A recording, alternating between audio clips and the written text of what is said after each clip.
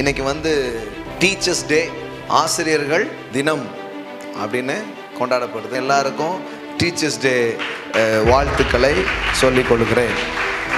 ஆமென். Happy teachers day. படித்த வாத்தியார் வேணாம் சார், தினம் படிக்கிற வாத்தியார் தான் சார் வேணும் ஸ்டூடெண்ட்ஸுக்கு. மாணவர்கள் தீக்குச்சி மாதிரி நம்ம ஒரு சின்ன ஸ்பார்க்காக இருந்தால் போதும், கொழுந்துக்கிட்டு பிரகாசமாக இருக்கும்.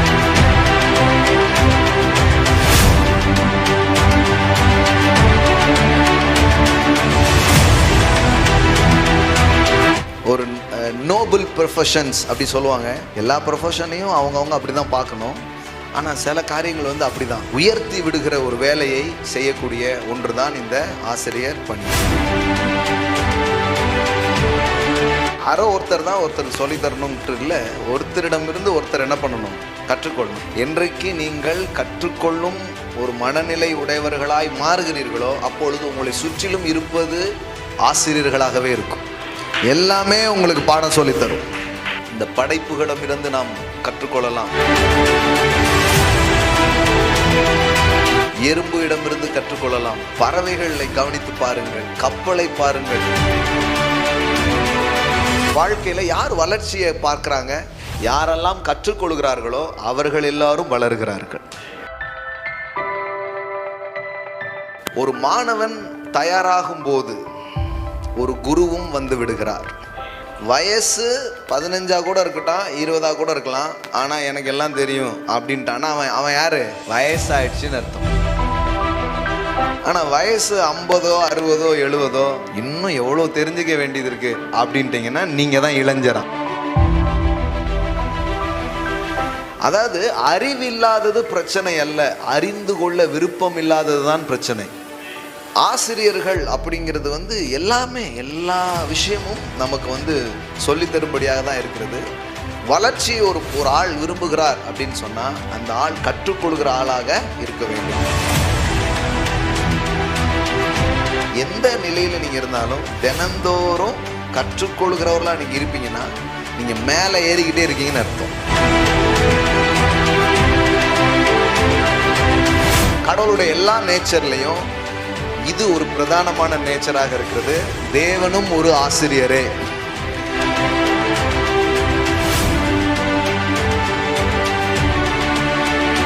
குரு அப்படின்னு சொன்னா தமிழ்ல வந்து குரு அப்படின்னா ஆசிரியர் அப்படிங்கிறது மட்டும் இல்ல. கு அப்படின்னா இருட்டு அப்படின்னு அர்த்தம் தமிழ்ல. ரு அப்படின்னா இருளை நீக்குபவன் அப்படின்னு அர்த்தம். குரு அப்படிங்கிற வார்த்தைக்கு என்ன அர்த்தம்னா இருளை நீக்குபவர் அப்படின்னு அர்த்தம். ஸோ இருளை, இந்த உலகத்தில் இருக்கிற சில அறிவுகளை கொண்டு சில இருளை நீக்கலாம். ஆனால் வாழ்க்கையில் இருக்கிற மெய்யான இருளை இந்த குருவால் மட்டும்தான் நீக்க முடியும். ஆமென். டீச்சராக இருக்கிறீங்கன்னா நீங்கள் டீச்சர் டே அன்னைக்கு சொல்கிறேன், நீங்கள் கடவுளுடைய ரோலை நீங்கள் பண்ணிட்டு இருக்கிறீங்க. ஆமென். கடவுள் செய்கிற ஒரு வேலை என்ன பண்ணுறீங்க, செய்து கொண்டிருக்கிறீங்க. ஆனால் அவருடைய டீச்சிங் ஸ்டைலை நம்ம கற்றுக்கிட்டோன்னா எஃபெக்டிவான டீச்சராக மாறலாம். கர்த்தர் நல்லவர். இந்த கால வேளையில் ஆண்டவருடைய பிரசன்னத்தை எண்டை வந்திருக்கிற உங்களை வரவேற்கிறேன். சங்கீதம் 32:8, சங்கீதம் 32:8.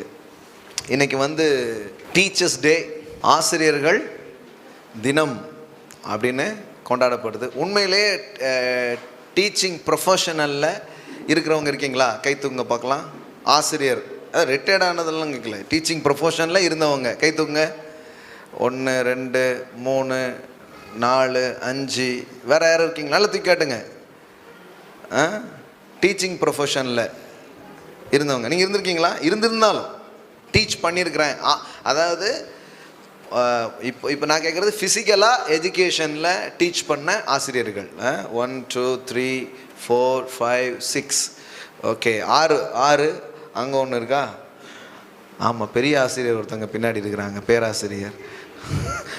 அவங்க இவ்வளோ பேர் இருக்கிறாங்க. ஸோ இவங்க மட்டும்தான் அப்படின்னு நினச்சிக்கூடாது. ஆசிரியர்கள்லாம் யாருன்னு இப்போ இன்னும் கொஞ்சம் நேரத்தில் தெரிஞ்சிடும். சரியா? ஆனால் இது ரொம்ப அற்புதமான, இப்படி இதுக்குன்னு ஒரு நாள் வச்சு அதை நினைவு கூறுறதுங்கிறது ரொம்ப சூப்பர் திங். ஸோ முதல்ல கை தூக்குன எல்லாருக்கும் டீச்சர்ஸ் டே வாழ்த்துக்களை சொல்லிக் கொள்கிறேன். Amen. Happy teachers days. Okay, எல்லாத்துக்கும் ஒரு நாள் வச்சுக்கிறது நல்லது தான், தப்பு கிடையாது. பட் இன்னைக்கு மட்டும் ஆசிரியர்களுக்கு வாழ்த்து சொல்லிட்டு ஸ்கூல் படிக்கும்போது டீச்சருக்கு காய்ச்சல் அன்னைக்கு வரலையாம், அம்புட்டு சந்தோஷமாக இருக்கும்.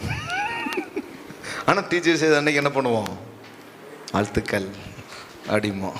ஆனால் அன்றைக்கி டீச்சருக்கு காய்ச்சல்லாம், நமக்கு என்ன ஒரு பாய்ச்சல்.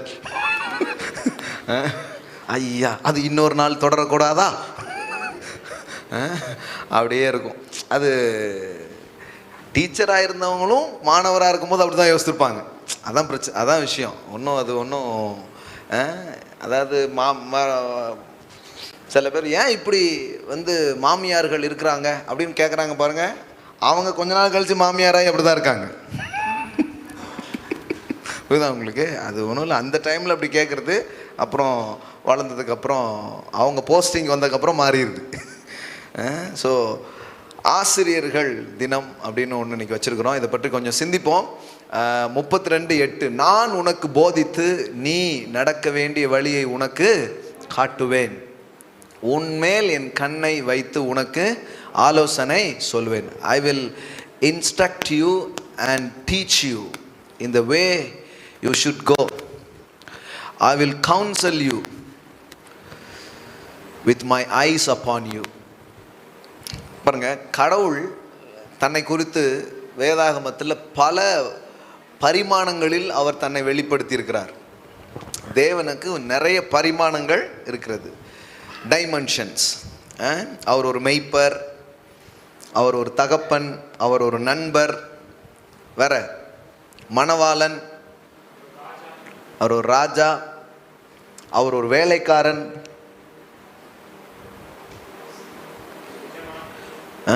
வேலைக்காரன்னு எஜமான்ட்டான் பாருங்க எப்படி.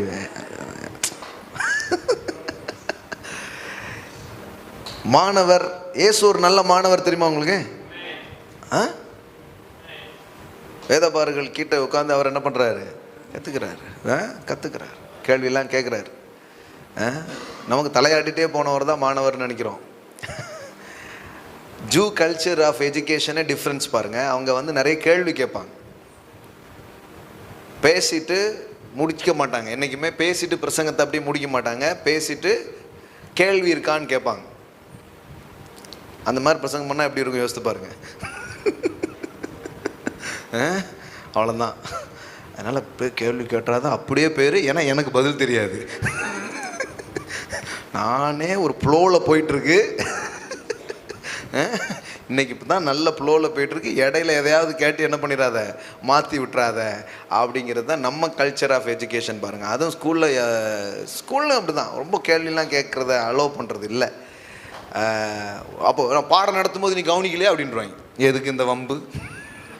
அதனால் நல்லா புரியுது, அருமையாக புரியுது, சூப்பராக சொல்லி கொடுத்துட்டீங்க அப்படின்னு போகிறேன். தெரியுதா, நல்லா தெரியுது. அப்பா இதுக்கு மேலே யார் அப்படின்றோம். சபையிலையும் அது கண்டினியூ தான். எவனாவது கேள்வி கேட்டான்னா யார், சந்தேக பிசாசே, அவிசுவாச ஆவியே, கட்டுக்கிறேன் இயேசுவின் நாமத்தில், எதுக்கு இந்த கட்டுகளுக்குள்ளே போவானே அப்படின்ட்டு ஒரு கேள்வியும் சபையிலையும் என்ன பண்ணுறதில்ல, கேட்குறதும் இல்லை, எழுப்புறதும் இல்லை. அந்த வே ஆஃப் டீச்சிங்ஸுக்கு பழகலை நம்ம. ஆனால் அதனால தான் பாருங்கள், சும்மா இந்த ஒரு அசம்பந்த மாதிரி ஒரு ஒரு ஒரு க்ரியேட்டிவ் தாட்ஸ் இல்லாமல் ஒரு மந்தை கூட்டம் போல ஜனங்கள் உருவானதுக்கான காரணமே இதுதான். ஒரு கேள்வி கேட்டு பதில் சொல்லி அப்படிங்கிற விதே இல்லை. குழந்தைங்களா இருக்கும்போது பாருங்கள், நிறைய கேள்வி கேட்பாங்க, பார்த்துருக்கீங்களா? ஒரு சின்ன பிள்ளை கூட கொஞ்சம் நேரம் இருந்து பாருங்கள், அம்பூட்டு கேள்வி கேட்கும். அதுவும் இப்போ உள்ள பிள்ளைங்க நிறையவே கேட்பாங்க. நமக்கு நிறைய இதுக்கு பதில் தெரியாது, அது வேற. அடுத்த ஆளை சொல்கிறதுக்கு பொறுமை கிடையாது. ஒன்றை சொல்லிக்கிட்டு இருக்கும்போதே இடையில கேள்வி கேட்பான், ஏய் வெயிட் பண்ணுடா, அது இருக்கட்டும், ஏன் வெயிட் பண்ணணும் அப்படிமா. அதுக்கு தான்டா சொல்கிறேன் வெயிட் பண்ணுன்ட்டு, அதுக்கு ஏன் நீங்கள் சொல்லணும் அப்படிமா. எப்பா நான் கரெக்டாக கேட்குறேன்னா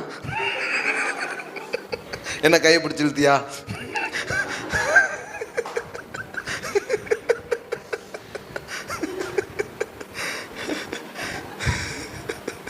இந்த மாதிரியே போகும்.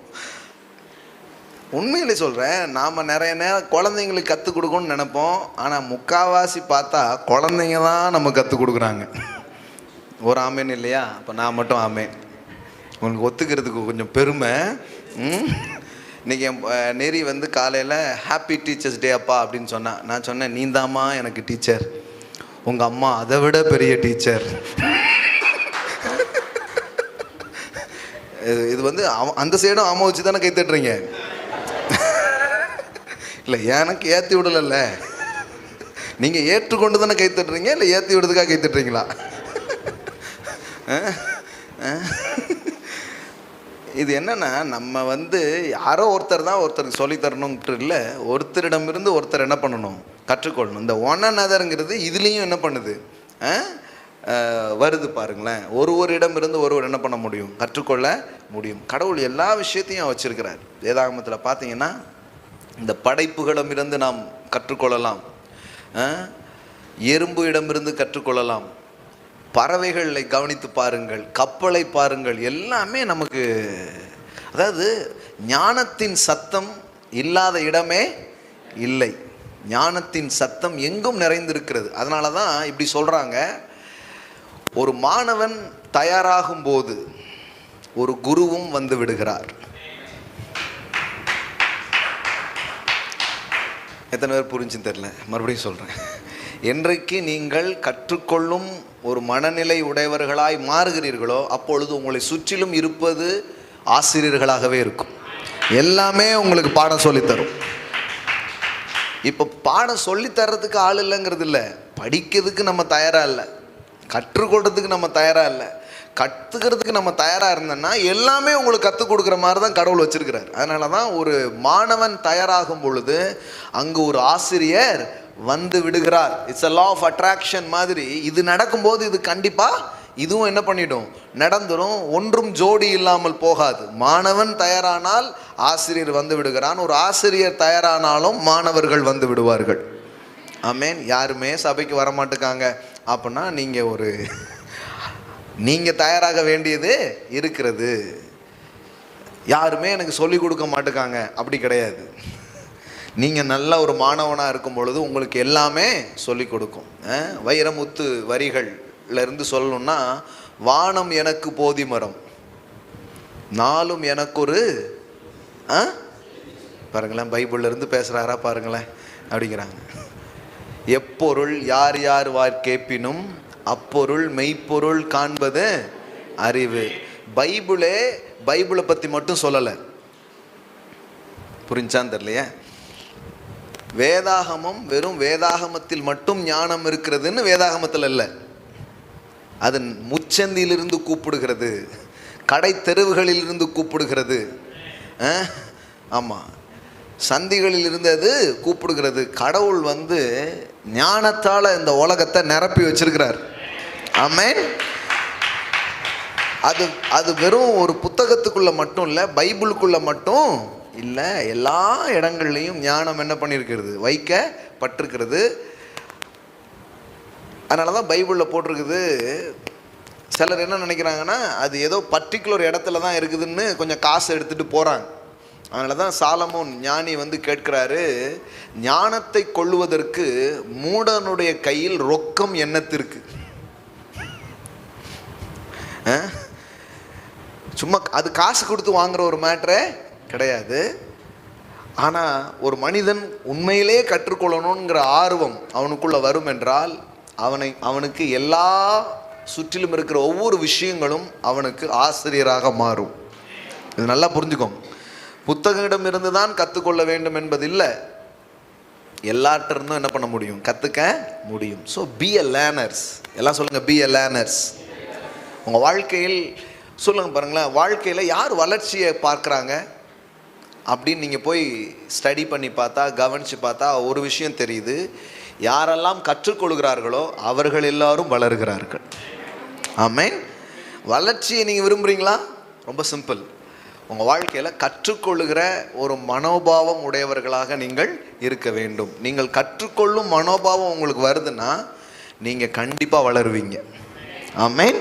ஸோ இது வெரி வெரி இம்பார்ட்டன்ஸ். நிறைய பேருக்கு அது இருக்கிறது இல்லை பாருங்களேன். அதனால தான் ஞானி சாலமோன் வந்து இப்படி சொல்கிறாரு. பிரசங்கி புத்தகம், வயோதீபன் யார், இளைஞன் யார் அப்படின்னு சொல்லிட்டு ஒரு டெஃபினேஷன் கொடுக்குறாரு பாருங்க. யார் வாலிபன் அல்லது யார் வயோதீபன் அப்படின்னு ஒரு டெஃபினேஷன் தராரு.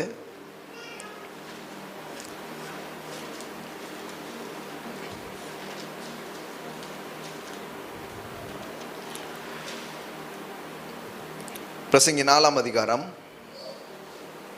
13வது வசனம். 4:13. இனி ஆலோசனையை கேளாத, என்ன போட்டிருக்கு? இனி ஆலோசனையை கேளாத கிழவனும். பைபிளில் வயதானவங்களும் ரொம்ப மரியாதையாக தான் சொல்லியிருக்கோம், முதியவர்கள் அப்படின்னு தான் இருக்கும். ஆனால் இந்த இடத்துல என்ன போட்டிருக்குது? கிழவன் அப்படின்னு இருக்கு. ஏன்னா யார் கிழவனா? வயசு 15 கூட இருக்கட்டும், 20 கூட இருக்கலாம், ஆனால் எனக்கு எல்லாம் தெரியும் அப்படின்ட்டானா அவன் யார்? வயசாயிடுச்சுன்னு அர்த்தம். ஆனால் வயசு 50, 60, 70 இன்னும் எவ்வளோ தெரிஞ்சுக்க வேண்டியது இருக்குது அப்படின்ட்டிங்கன்னா நீங்கள் தான் இளைஞரான். என்ன பிபிலிக்கல் டைம். பைபிளின் அடிப்படையில் நான் சொல்கிறேன். இனி ஆலோசனையை கேளாத கிழவனும். ஆலோசனையை கேட்காத ஆளுக்கு பேர் தான் என்னது? கிழவன். பக்கத்தில் பார்த்து கேளுங்க, நீங்கள் கிழவனா கிளவியா யாரா இருக்கிறீங்க அப்படின்னு பாருங்க. அது தாடியை வச்சோ முடியில் இருக்கிற நிறத்தை வச்சோ வயசை வச்சோ சொல்ல முடியாது. அப்படின்னா என்ன அர்த்தம்? கற்றுக்கொள்ளும் எவ்வயதினரும் இளைஞர்களே. ஆமென். கத்துக்கிற மனோபோகம் இல்லாத எவ்வயதினரும் முதியவர்களாகவே இருக்கிறார்கள். அவங்களுக்கு மரியாதை கொஞ்சம் குறைவாக இருக்குது, கிழமை அப்படின்ட்டு. என்ன மாதிரி விஷயங்களை அழகாக சொல்லி வச்சுருக்காங்க பாருங்கள். இனி ஆலோசனையை கேளாத கிழவனும் மூடனும் ஆகிய. அதாவது அறிவில்லாதது பிரச்சனை அல்ல, அறிந்து கொள்ள விருப்பம் இல்லாதது தான் பிரச்சனை. மூடன். மூடன்னா யாரு? எனக்கு எதுவுமே தெரியல அப்படிங்கிறவன் மூடன் கிடையாது. கத்துக்கணும்னு நினைக்காதவன் தான் முட்டாள். எல்லாரும் தெரிஞ்சுட்டு வரல. உங்களுக்கு ஒன்று தெரியலன்னால நீங்கள் முட்டாள் அப்படி கிடையாது. அப்படி சொல்லலை. யாருக்கெல்லாம் தெரியலையோ அவன்லாம் முட்டாள் அப்படி சொல்லலை. பைபிளில் பாருங்களேன், வேலை செய்ய மனதில்லாதவன் சாப்பிடாத இருக்க கடவன். வேலை இல்லாதவன் சாப்பிடாதீங்க அப்படி சொல்ல. அப்படி பார்த்தா நிறைய பேருக்கு வேலை இல்லாமல் இருக்குது சில நேரம். பைபிள் எப்படி சொல்லுப்பா, எவ்வளோ அழகாக இருக்கு பாருங்க. வேலை செய்ய நீ சோத்தில் கை வச்சிடாத. தொடர்ந்து வச்சேன்னா அப்புறம் சோத்தில் வேற ஏதாவது வைக்க வேண்டியது இருக்கும்.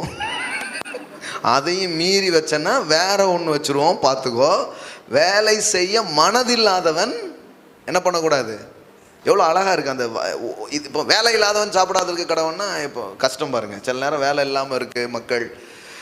இப்போ ஐயோ நம்ம சாப்பிடக்கூடாது போல் அப்படி சொல்ல மனசு இல்லை பாருங்கள். சில பேர் பாருங்கள் ரிட்டையர்டான பிறகும் வேலை செஞ்சுக்கிட்டு அவங்களுக்கு சும்மா இருக்க முடியாது பாருங்கள்.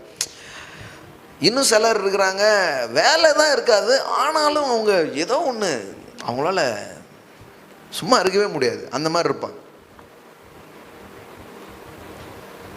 சிலர் வேலையில் தான் இருப்பாங்க, ஆனால் வேலை செய்யாமல் இருப்பாங்க. அதனால தான் சொல்லுவாங்க, கம்பெனிக்கு போன பிறகு ஃபோன் பண்ணி ஃப்ரீயாக தான் இருப்பேன் அப்படிமா. 6 மணிக்கு பிறகு கால் பண்ணேன்னா வெளியில் வந்துடுவேன், எனக்கு நிறைய வேலை இருக்குது. வேலைக்கு போன பிறகு கால் பண்ணிட்டேன்னா நான் எப்படி இருப்பேன்? கொஞ்சம் ஃப்ரீயாக இருப்பேன். அதனால் 9 மணிக்கு பிறகு கால் பண்ணு, 6 மணிக்கு பிறகு கூப்பிட்றாத, எனக்கு நிறைய அப்பாயின்மெண்ட் இருக்குது. இவங்கெல்லாம் உட்கார வச்சு சம்பளமும் ஒருத்தர் கொடுக்குறாரு பார்த்தீங்களா? தான். அப்போ அறிவில்லாதது பிரச்சனை கிடையாது, அறிந்து கொள்ள விருப்பம் இல்லாதவனைத்தான் மூடன்னு சொல்லுது. சும்மா தேவையில்லாமல் ஒருத்தனை திட்டிகிட்டு இருக்காது பாருங்களேன். அப்போ ஆலோசனையை கேளாதவன் யாரு? கிழவன். அவன் யாரு? மூடன். அவன் மூடனும் ஆகிய ராஜாவை பார்க்கிலும். அவன் ராஜாவா இருந்தாலும் ஆலோசனை கேட்காத ராஜா எப்படி இருப்பாருங்க? இனி ஆலோசனை கேளாத கிழவனும் மூடனும் ஆகிய ராஜாவை பார்க்கிலும் ஏழையும் ஞானியும் ஆகிய இளைஞனே வாசி. ஆமென். வாசினா என்ன? இந்த வாசி இல்லை பைபிளில். வாசினா என்ன? பெட்டர். பெட்டர். எல்லாம் சொல்லுங்க, பெட்டர். ஆமென். எப்படி போட்டிருக்கு பாருங்க. A poor at youth is better than an old and foolish king. ஒரு முட்டாள் ராஜாவை விட ஒரு ஏழையா இருக்கிற இளைஞன், ஞானமுள்ள இளைஞன் அவனை விட சிறந்தவனாக இருக்கிறான். ஆமென். இதுதான் முக்கியம். அப்போ ஆசிரியர்கள் அப்படிங்கிறது எல்லாமே, எல்லா விஷயமும் நமக்கு சொல்லித்தரும்படியாக தான் இருக்கிறது. வளர்ச்சி ஒரு ஆள் விரும்புகிறார் அப்படின்னு சொன்னால் அந்த ஆள் கற்றுக்கொள்கிற ஆளாக இருக்க வேண்டும். இன்றைக்கி நான் நல்லா இதை நோட் பண்ணிக்கோங்க.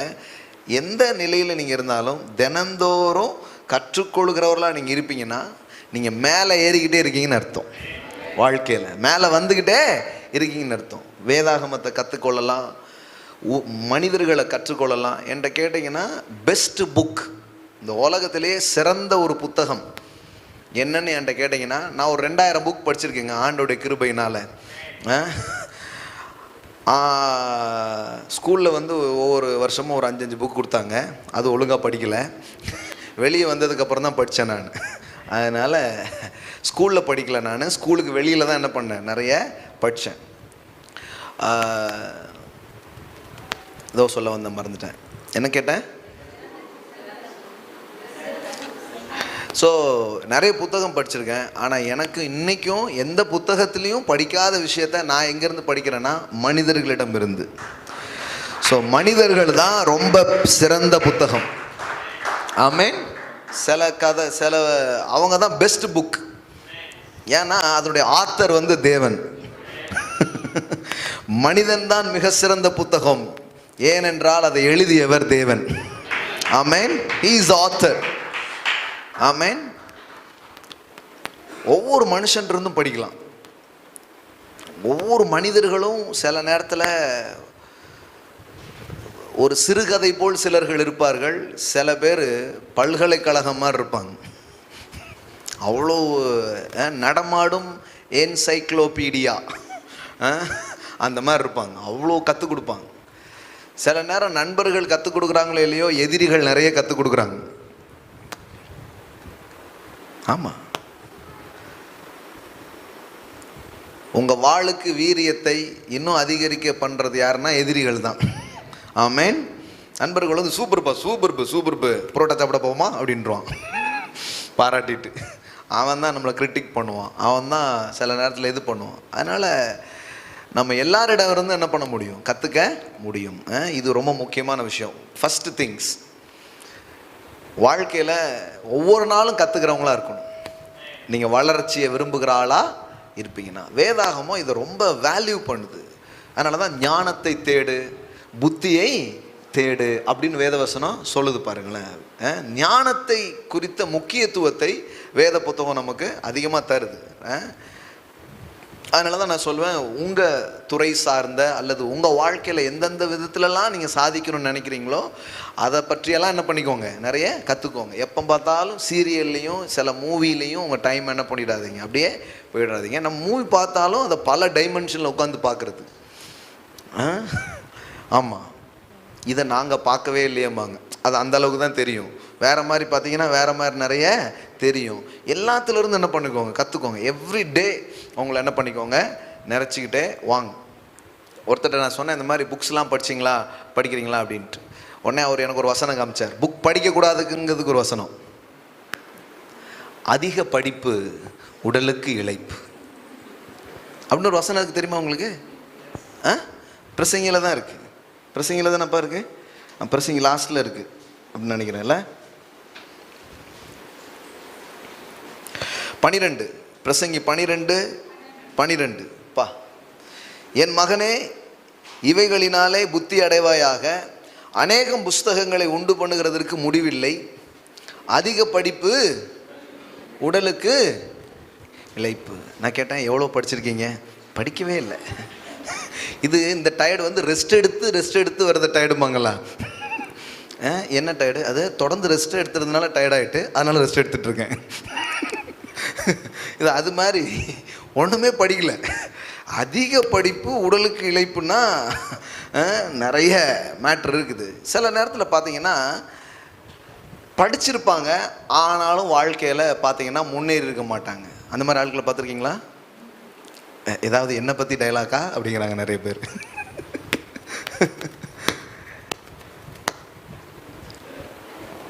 ஒருத்தர் வந்து என்கிட்ட வந்து எனக்கு நீங்கள் ஸ்பான்சர்ஸ் பண்ணணும் நான் படிக்கிறதுக்கு, நீங்கள் கொஞ்சம் அந்த மாதிரிலாம் உதவி செய்கிறீங்கன்னு கேள்விப்பட்டேன் அப்படின்னாரு.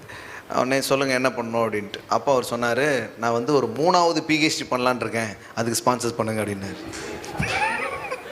வாங்க வாங்க வாங்க இங்கே வாங்க. வாங்கின ஒரு PhDக்கே இன்னும் விட தெரியாமல் 3வது ஒரு PhD வாங்குறாரா, அதுக்கு நம்ம என்ன பண்ணுமா? ஸ்பான்சர்ஸ் பண்ணுமா? யோசித்து பார்த்தீங்களா? ஏன்னா சில பேர் பார்த்தீங்கன்னா அதை எப்படி நடைமுறையில் கொண்டு வரதுன்னு தெரியாதனால இவங்களை பார்த்தாலே கடுப்பாயிருது. அதுவும் சரித்திரத்தில் நிறைய நேரத்தில் பார்த்தீங்கன்னா ரொம்ப படித்த ஆட்கள்லாம் படிக்காத ஆள்கிட்ட தான் வேலை பார்க்குறாங்க. பிள்ளைங்க கிட்ட சொல்கிறது கொஞ்சம் பயமாக இருக்குது. அவன் ஏற்கனவே ஆன்லைன் கிளாஸ் அட்டன் பண்ண மாட்டேங்கான். டியூஷன் வச்சா டீச்சருக்கு இவங்க சொல்லி கொடுத்துட்டு போயிடுறாங்க. ஆனால் நிஜமாக நீங்கள் சில நேரத்தில் பார்த்தா யாரெல்லாம் வந்து பாருங்க, பெரிய பெரிய படித்த ஆட்கள் ஆட்சி புரிந்து நடக்காத மாற்றங்களை காமராஜர் போன்ற படிக்காத ஆட்கள் அவங்க ஆட்சி காலத்தில் பண்ண சாதனைகள் வந்து ரொம்ப சிறப்பானதாக மாறி இருக்கு. ஏன்னா புத்தகத்தில் இருந்து மாத்திரம் படிப்பது படிப்பு அல்ல. அதனால தான் நம்ம ஊரில் சொல்கிறாங்க, ஏட்டுக்கல்வி. சூப்பர், யார் சொன்னீங்க? ஏட்டுக்கல்வி கரிக்கு உதவாது. அன்னைக்கு ஏடுகளில் தானே இருக்கும் புத்தகம். ஏடுகள்ங்கிறது என்ன, அந்த கட்டி கட்டியாக வச்சுருப்பாங்க. ஏட்டுக்கல்வி கரிக்கு உதவாது அப்படிங்கிறாங்க. அப்படின்னா என்னென்னா சும்மா அப்படியே பைகாட் பண்ணிவிட்டு சில நேரம் பிள்ளைங்கிட்ட 10 12 எவ்வளவு அப்படின்னா 1 நிமிஷம் அப்படிம்பாங்க. எங்கே கால்குலேட்டர் எங்கே போனங்க? ஏன்னா இன்னும் என்னாகலை, இதில் வரவே இல்லை. கணக்கு கேட்டு பாருங்கள், உட்காந்து ஒரு சின்ன ஃபார்ம் கொடுத்து நிரப்ப சொல்லி பாருங்கள், இதெல்லாம் எங்களுக்கு பரீட்சையில் வரலையே அப்படிம்பாங்க. அப்படின்னா நிறைய நேரத்தில் நம்முடைய எஜுகேஷன் வந்து எப்படியா இல்லை, நடைமுறையாகவே இல்லாமலே போயிடுது பாருங்கள். அதனால தான் பிள்ளைங்களை கொஞ்சம் வாழ்வியலோட நாம் வந்து கலக்க வச்சு சின்ன சின்ன காரியங்கள்லாம் அவங்களுக்கு நாம் கற்றுத்தர வேண்டிய ஒரு அவசியம் இருக்குது. ஸோ இதெல்லாம் புரிஞ்சுக்கணும். அப்போது வெறும் ஸ்கூலில் படித்தா தான் படிப்புங்கிறது இல்லை. யாரெல்லாம் ஸ்கூலை விட்டு வெளியில் வந்தாங்களோ அவங்கள பற்றி தான் இப்போ ஸ்கூலில் படிச்சுட்டு இருக்கிறாங்க. ஆமாம், அமெரிக்காவில் 4 பணக்காரங்கள், 4 பணக்காரர்களும் ஸ்கூல் படிப்பை ஒழுங்காக முடிக்காதவங்க, மிகப்பெரிய பணக்காரங்க. அப்போது கல்விங்கிறது, ஆனால் இதை புரிஞ்சுக்கணும் நீங்கள், அவர்கள் எல்லோரும் ஸ்கூலில் படிக்கலையே தவிர கண்டிப்பாக படிச்சிருக்காங்க. இதுதான் பாயிண்ட். இப்போ சிலருக்கு நான் ரொம்ப சாதகமான பாயிண்ட்லாம் சொல்லிட்ட மாதிரி இருக்குது. இதுக்கு தாங்க நான் அப்போவுமே ஒழுங்காக படிக்கிறதே கிடையாது. கர்த்தர் நம்மளை எவ்வளோ அருமையாக வழி எடுத்திருக்காரு பார்த்தீங்களா? நான் அரியர் எடுத்ததற்கும் ஒரு நோக்கம் இருக்கிறது அப்படிம்பாங்க. புத்தகத்தில் படிக்கிறது மட்டும் படிப்பு இல்லை. காமராஜர் எடுத்துக்கிட்டிங்கன்னா நீங்கள் பார்த்தீங்கன்னா புக் படிச்சுட்டு இருப்பார். அதாவது கல்வி படிப்பை படிக்காட்டனாலும் மக்களை படிச்சிருக்கிறாரு. அண்ணாதுரை சொன்ன மாதிரி, நீ தலைவன் ஆகணுமா, மக்களிடம் செல், மக்களை படி, தலைவனாகலாம். இது வந்து பேரறிஞர் அண்ணாதுரை சொன்ன வார்த்தை. அப்போது நீங்கள் வந்து வெறும் இந்த மாதிரி தான் படிக்கிறது அப்படிங்கிறது இல்லை. ஆட்களோடு பழகும் போதும் மனிதர்களோடு பழகும் போதும் ஏராளமான காரியங்கள் என்ன பண்ணலாம், கற்றுக்கொள்ளலாம். ஒரு தோல்வியிலிருந்து என்ன பண்ணுறீங்க, சில நேரம் கற்றுக்குறீங்க. அப்போ சில நேரத்தில் தோல்வி சில நேரங்களில் சிறந்த ஆசிரியராக இருக்கிறது. எனக்காவது அந்த டீச்சருக்கு நன்றி சொல்லியிருக்கீங்களா? Thank God, thank God. நான் அதுலேருந்து கொஞ்சம் அப்படி தான் படிக்கணுங்கிறது இல்லை, ஆனாலும் படிச்சிருக்கிறோம். புரியுதுங்களா உங்களுக்கு? நான் வந்து ஒரு ஹோட்டல், ஒரு ஃபேமிலி ரெஸ்டாரண்ட் ஒன்று ஸ்டார்ட் பண்ண போகிறோம். காட் கிரேஸ், இன்னொரு 1 மாதத்தில் அதை நம்ம வந்து செய்ய போகிறோம். அப்போ ஏற்கனவே ரெஸ்டாரண்ட் நடத்திட்டு இருக்கிற ஒருத்தரை போய் இந்த வீக்கில் நான் பார்த்து அவர் கூட ஒரு அப்பாயின்மெண்ட் கேட்டு ஒரு ஹாஃப் டே அவரோட ஸ்பெண்ட் பண்ணேன். அவர் கூட எப்படி செஞ்சீங்க, என்ன மாதிரி பண்ணுறீங்க, என்ன அது அப்படின்ட்டு. சிலரை பாருங்கள், அதுக்கும் ஒரு பெருந்தன்மை வேணும் சொல்லி கொடுக்குறதுக்கு. புரியுதா உங்களுக்கு? ஆனால் சில பேர் வந்து அதுவும் ரிலீஸ் பண்ண மாட்டாங்க. எதுக்கு போட்டு ஏத்தாப்பிலே கடையை போட்டான்னா அதனாலே நிறைய நேரத்தில் என்ன பண்ண மாட்டாங்க, சொல்லிக் கொடுக்கவே மாட்டாங்க. யார் அந்த செக்யூர்டு ஃபீலிங் இருக்குதோ அவங்க தான் அதெல்லாம் என்ன பண்ணுவாங்க, கற்றுக் கொடுப்பாங்க. அப்போ அவர் அங்கே எல்லாமே சொன்னார், அது இதுன்னு நிறைய சொன்னார். அவருடைய ஃபெயிலியர்ஸ் உடைய காரியங்கள் எனக்கு சொன்னார், நிறைய காரியங்கள். அப்போது இப்படிலாம் நான் கஷ்டப்பட்டு இதெல்லாம் இது பண்ணி தான் கற்றுக்கிட்டேன். அதனால் நீங்களும் ஆரம்பத்தில் கொஞ்சம் இதெல்லாம் இருக்கும், அப்படி தான் கற்றுப்பீங்க. நான் சொன்னேன், நான் அதெல்லாம் வரக்கூடாதுன்னு தான் உங்களை வந்து பார்க்குறேன். உபத்திரப்பட்டது, அவர் வசனத்தை வேற சொல்லிட்டார், உபத்திரப்பட்டது நல்லது. நானும் ஜாபம் போயிருந்தோம், உபத்திரப்பட்டது நல்லது, அதனால் உமது பிரமாணங்களை கற்றுக்கொள்கிறேன் அப்படின்னு என்கிட்ட சொல்கிறாரு. தம்பி, உபத்திரப்பட்டது நல்லது, அதனால தான் நான் நிறைய கற்றுக்கொண்டேன்ட்டு. நான் சொன்னேன், ஐயா நான் உபத்திரப்பட்டதை விரும்பலை, அதனால தான் கற்றுக்கொள்ள வந்திருக்கிறேன். நீங்கள் கற்றுக்கிட்டீங்கன்னா உபத்திரவத்தை கேன்சல் பண்ணிடலாம். அதாவது நான் தான் அடிக்கடி சொல்லுவேன், என் புத்தகத்தில் எழுதியிருப்பேன், பட்டு பட்டு தெரிந்து கொள்ள வேண்டும் என்றால் வாழ்க்கை போதாது, படித்து தெரிந்து கொள்வோம். ஒன்னொன்னையா பட்டு பட்டு தெரிஞ்சுக்கணும்னா வழியில் குழி பார்த்து செல்லவனும் போர்டு படிச்சுட்டு கரெக்டாக போயிடலாம். இல்லைங்க, எந்த போர்டையும் நான் படிக்கிறதா இல்லை, எத்தனை குழின்னு விழுந்து எண்ணிடுறேன் அப்படின்னீங்கன்னா குழியில் விழுந்து எண்ணிக்கிறதுக்குள்ளே முடிஞ்சுப்போம். வீடு போய் சேரணுமா வேண்டாமா? கிறிஸ்தவங்க நிறைய பேர் என்ன நினைக்கிறாங்கன்னா, கடவுள் வந்து உபத்திரவத்தின் வாயிலாக நமக்கு பாடம் நடத்துகிறார் அப்படின்னு தான் என்ன பண்ணுறாங்க, நினைக்கிறாங்க. இல்லைங்க, கடவுள் பாடம் நடத்துறதை கவனிச்சாலே உபத்திரப்பட வேண்டாம். அவரை வந்து அந்த விதத்தில் நமக்கு சொல்லித்தரணுங்கிறது அவருடைய ஐடியாவே கிடையாது. அவருடைய ஐடியா வந்து ரொம்ப அருமையான ஒரு சூழமையில் நமக்கு நிறைய இன்ஸ்ட்ரக்ஷன் அவர் தர விரும்புகிறார். அவ்வளோதான் விஷயம். அப்போது உங்களுடைய பிரமாணங்களை வந்து நான் அப்படி தான் கற்றுக்கணுங்கிறது கிடையாது. சில அப்படியே ஒரு சிஸ்டமாக வச்சுருக்குறாங்க, கஷ்டப்பட்டால் தான் உனக்கு தெரியும். பார்த்துருக்கீங்களா நீங்கள்? இது வந்து ஒரு கல்ச்சுரல் லாங்குவேஜ் மாதிரி ஆயிடுச்சு. கஷ்டப்பட்டால் தான் அவனுக்கு தெரியும், கஷ்டப்பட்டால் தான் அவனுக்கு தெரியும், நான்லாம் கஷ்டப்பட்டு தான் முன்னேறி இருக்கிறேன் அப்படின்ட்டு இது பண்ண. ஆக்சுவலி நீங்கள் நல்லா கவனிச்சு பாருங்கள், கஷ்டப்பட்டதுனால நீங்கள் முன்னேறல, சிலதை கற்றுக்கிட்டதுனால முன்னேறி இருக்கிறீங்க. அது நீங்கள் கவனிக்காமல் யூஸ் பண்ணுற வார்த்தை. ஏன்னா கஷ்டப்பட்டதுனால நீங்கள் முன்னேறுறீங்கன்னா கஷ்டப்பட்ட எல்லாருமே முன்னேறிக்கணும்ல. இன்னும் கஷ்டப்பட்டவன் இன்னும் கஷ்டப்பட்டு தான் இருக்கிறான். என் கூட சேல்ஸ்மேனாக வாழ்க்கையை ஆரம்பித்த சில நண்பர்கள் இன்னும் திருநெல்வேலியில் சேல்ஸ்மேனாக தான் உட்காந்துருக்குறாங்க. நம்ம பாருங்கள், இப்போ 1ஆம் தேதிக்கு முன்னாடி எனக்கு சம்பளம் போடும்போது பார்த்தீங்கன்னா 1.5 லட்ச ரூபா சம்பளம் மட்டுமே போட்டிருக்கிறோம்.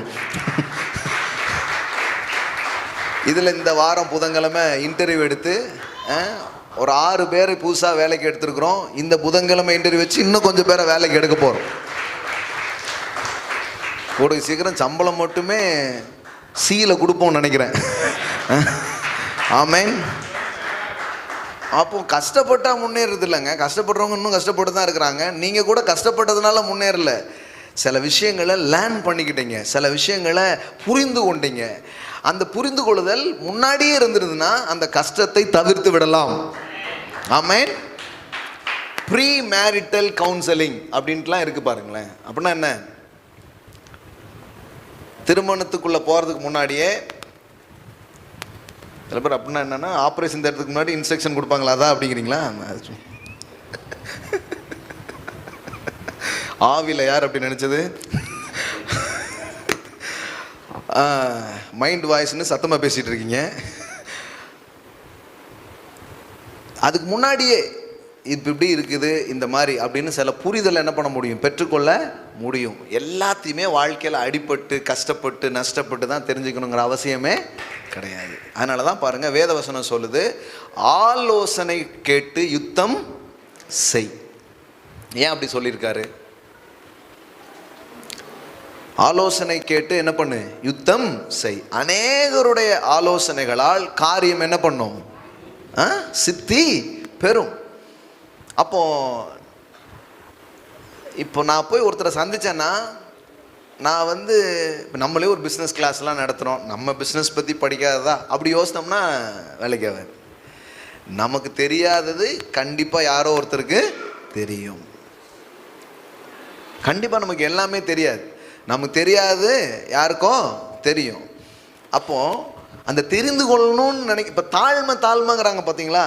தாழ்மைன்னா நிறைய பேர் நினைக்கிறாங்கன்னா இப்படி கையை கட்டிக்கிறது, இப்படி தரையை தூக்குற மாதிரி நடக்கிறது, இதுதான் தாழ்மைன்னு நினைக்கிறாங்க. தாழ்மைன்னு என்ன தெரியுமா? ஒரு சொல்லும் பொழுது ஏற்றுக்கொள்வதும் கற்றுக்கொள்வதுக்கு பேர் தான் தாழ்மையாக இருக்கிறது. That is a real humbleness. அப்போ எல்லாரும் லேர்ன் பண்ணிக்க மாட்டாங்க, எல்லாரும் கற்றுக்க மாட்டாங்க. தாழ்மை இருக்கிறவர்கள் கற்றுக்கொள்கிறார்கள். அதனால தான் இயேசு சொல்கிறார், தன்னைத்தான் தாழ்த்துக்கிற எவனும் உயர்த்தப்படுவான். அப்போ அதுக்கு இன்னொரு விதத்தில் என்னன்னா, அவன் கற்றுக்கிற ஆள் அதனால உயர்த்தப்படுறான். ஏதாவது சொல்ல பாருங்க, எனக்கு தெரியும், எனக்கு தெரியும், இப்படியே போயிடும். அதனால தான் வாழ்க்கையில் நிறைய ஃபெயிலியர் ஆகிடுது பாருங்க. முன்னோடிகளிடமும் முன் அனுபவம் உள்ளவரிடமும் சில ஆலோசனைகளை கேளுங்க. அதில் கொஞ்சம் கவனம் இருக்கணும். ஏன்னா எல்லாரும் கரெக்டாக சொல்லுவாங்களா அப்படிங்கிறது இல்லை. ஒரு 2-3 கருத்துக்களை கேட்டு அப்புறம் ஜோம் பண்ணி ஆண்டவரும் உங்களுக்கு ஆலோசனை கொடுப்பார். அப்புறம் ஒரு முடிவு எடுத்து பார்த்தீங்கன்னா நீங்கள் தோல்வியை தவிர்த்து விட முடியும், வெற்றியை மட்டுமே பார்க்க முடியும். ஆமென். கண்டிப்பாக தோத்து வாழ்க்கையில் வந்து நீங்கள் இந்த ட்ரையல் அண்ட் எரர்லேயே போகணும். உலகம் வந்து அப்படி தான் வாழுது. உலகம் வந்து ட்ரையல் அண்ட் எரரில் தான் அது வந்து லேர்ன் பண்ணிக்குது. நம்ம அப்படி லேர்ன் பண்ணிக்கணுங்கிற அவசியம் இல்லை. We have some divine counsel and divine instruction. சரி, இது எல்லாமே நம்ம சுற்றிலும் நிறைய விஷயங்கள் இருக்கிறது.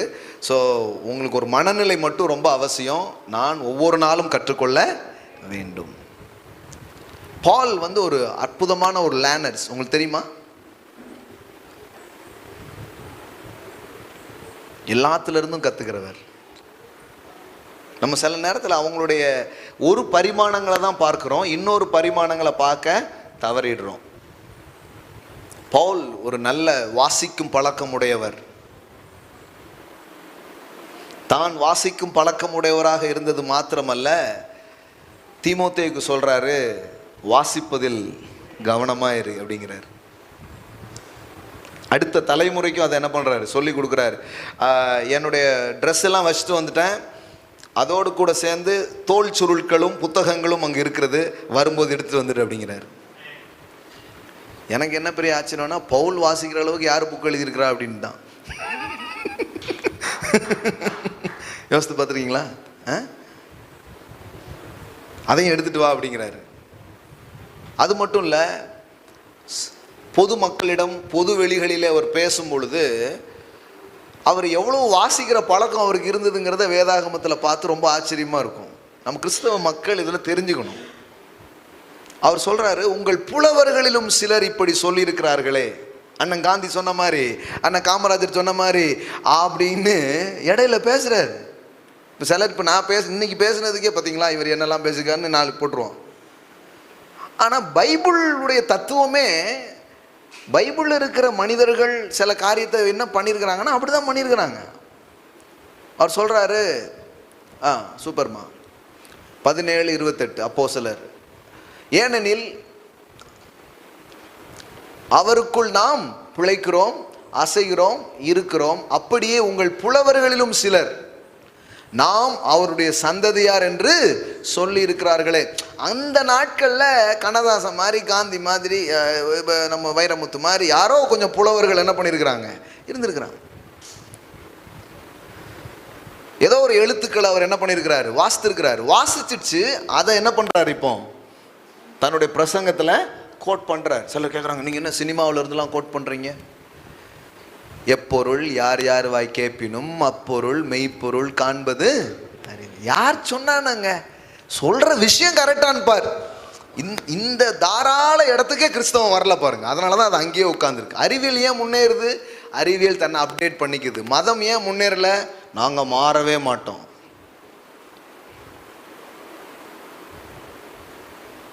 எப்படி?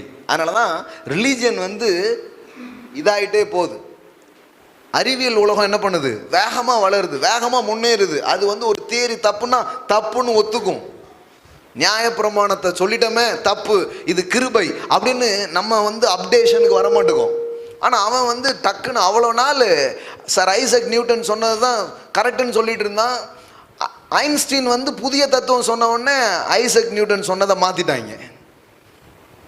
இல்லை இதுதான் லேட்டஸ்ட் வெர்ஷன், இதுதான் கரெக்டு அப்படின்னு அவங்க அப்டேட் பண்ணிட்டே வர்றாங்க. அதை சில பேர் கேள்வி, விஞ்ஞான உலகம் இவ்வளோ வேகமாக வளருது, ஆனால் மெஞ்ஞான உலகம் என்ன பண்ண மாட்டுக்கு, வளரவே மாட்டுக்கு. ஏன் வளர மாட்டுக்குன்னா அதான் அந்த பெருமை புத்தி, எதையுமே கேட்கறது கிடையாது. எங்கள் சபை உபதேசம் அங்கேயே கிட, நீனும் அங்கே தான் கிடப்ப, உன் சபையும் அங்கே தான் கிடக்கும். அதனால தான் சபை வளர மாட்டுக்கு, பெரிய முன்னேற்றங்கள் எதுவுமே பார்க்குறதே கிடையாது. தேவன் ஒவ்வொரு நாளும் புதிதாய் பேசுகிறவர். இது புரியுமா உங்களுக்கு? சபை வந்து என்ன பண்ணணும்னா, மேகம் நகர நகர இவங்க என்ன பண்ணணும், கூடாரத்தை பிடுங்கிக்கிட்டு பின்னாடி போகணும்.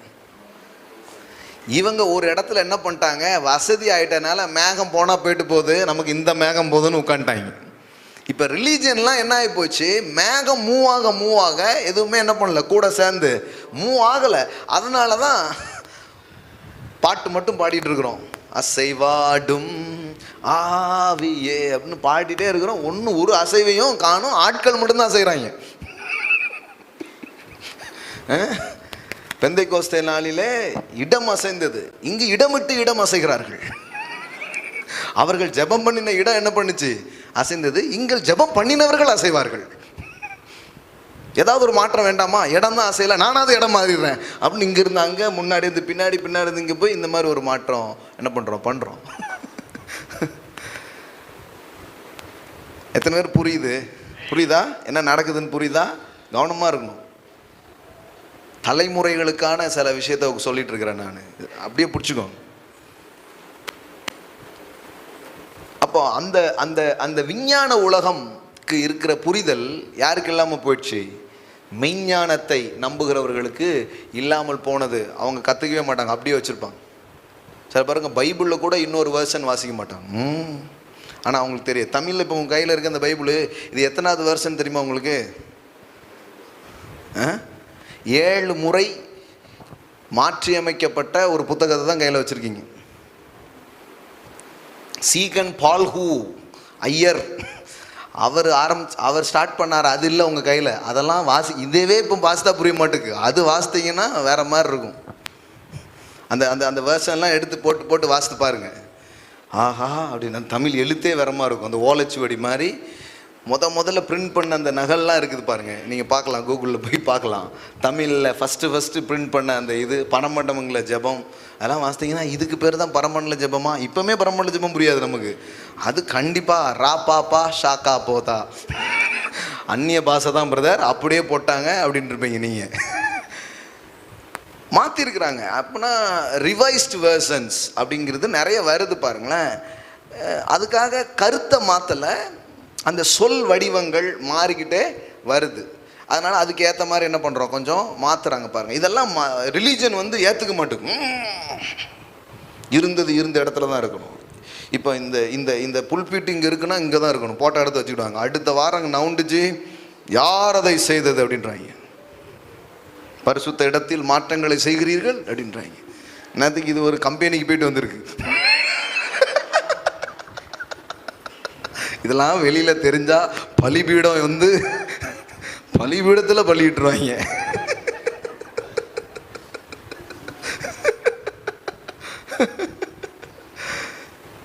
புரியுதா உங்களுக்கு? இந்த மாதிரி தான் ரொம்ப நாளாக செட் பண்ணி வச்சதுனால தான் பெரிய வளர்ச்சிகள் எதுவுமே என்ன பண்ண மாட்டேங்குது, நடக்க மாட்டேங்குது, அப்படியே நின்றுது. ஒரு ஸ்டாக்னண்ட் உங்கள் வாழ்க்கையிலையும் ஒரு ஸ்டாக்னண்ட்டாக இருக்குதுன்னா அது காரணம் சொல்கிறேன். இன்னைக்கு என் வாழ்க்கையில் ஏன் தேக்க நிலைன்னா, என் வாழ்க்கையில் கற்றுக்கொள்ளுதலும் மாற்றங்களுக்கும் நான் இடமளிக்காததினால் என் நிறுவனமோ என் வாழ்வோ தேக்க நிலையில் இருப்பதற்கு அதுதான் காரணம். உங்கள் தேக்க நிலை மாறணும்னா மாற்றங்களுக்கும் கற்றுக்கொள்ளுதலுக்கும் புதிய காரியங்களுக்கும் இடமளிக்கும் பொழுது நான் சொல்லுகிறேன், உங்கள் வாழ்வோ உங்கள் நிறுவனமோ உங்கள் குடும்பமோ உங்கள் ஆவிக்குரிய வாழ்வோ அடுத்த நிலைக்கு செல்வதை நீங்கள் பார்க்க ஆரம்பிப்பீர்கள். ஆமென். அந்த தேக்க நிலையை உடைக்கணும்னா இது பண்ணணும். வழக்கமாக பண்ணுறதே பண்ணிகிட்டே இருந்தீங்கன்னா ஒரு தேக்க நிலையில் தான் உங்கள் வாழ்க்கை இருக்கும். அதனால தான் ஜீவ தண்ணீர் அப்படிங்கிற ஒரு வார்த்தையை வந்து நம்ம யூஸ் பண்ணுறோம். இந்த இந்த ஜூ கல்ச்சரில் பார்த்தீங்கன்னா லிவிங் வாட்டர் அப்படின்னா என்னென்னா, லிவிங் வாட்டர்னா அதை குடித்தா உயிர் வந்துருமா அப்படி கிடையாது. லிவிங் வாட்டர்னா என்ன தெரியுமா, ஃப்ளோ ஆகிட்டு இருக்கு பாருங்கள், அதை தான் அவங்க என்னன்னு சொல்லுவாங்க, லிவிங் வாட்டர் அப்படின்னு சொல்லுவாங்க.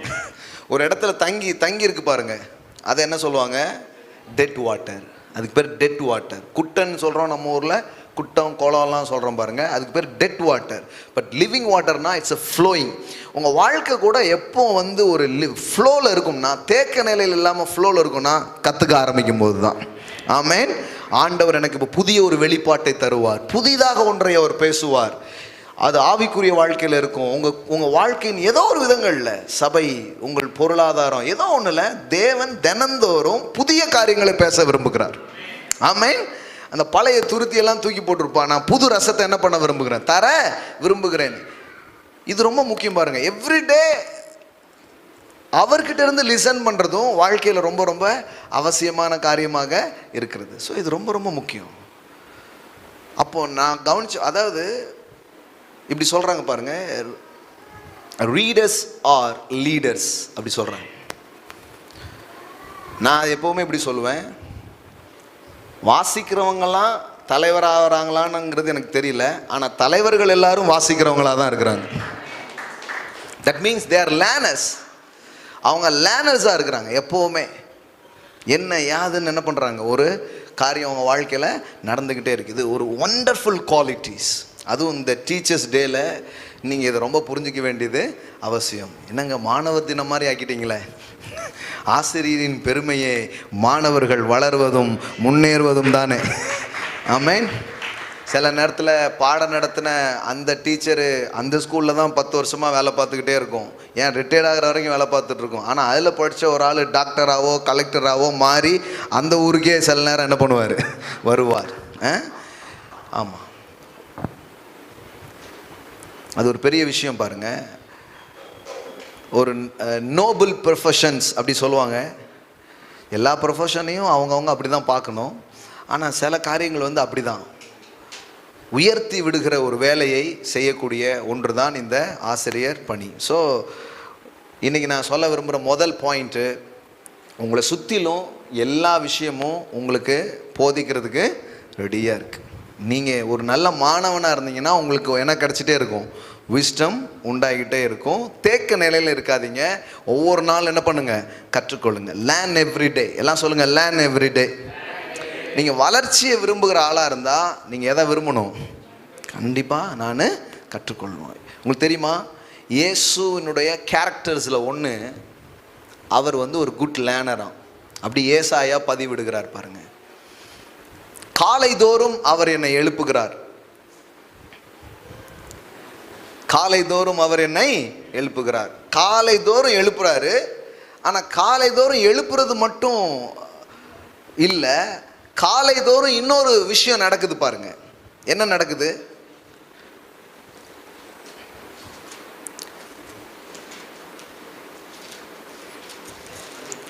தேங்க்யூ, 54 பாருங்க. நான் இதெல்லாம் ஒன்றுமே ஒரு வரி கூட ரெடி பண்ணாமல் உங்கள்கிட்ட பேசிகிட்டு இருக்கேன்.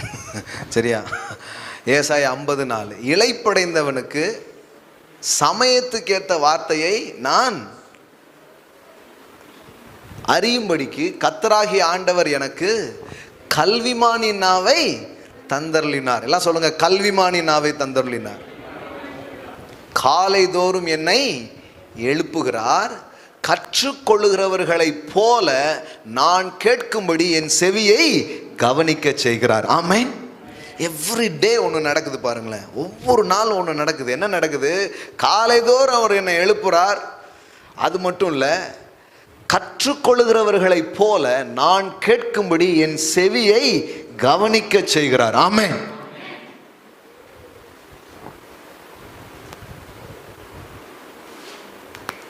என்ன வார்த்தை பாருங்க.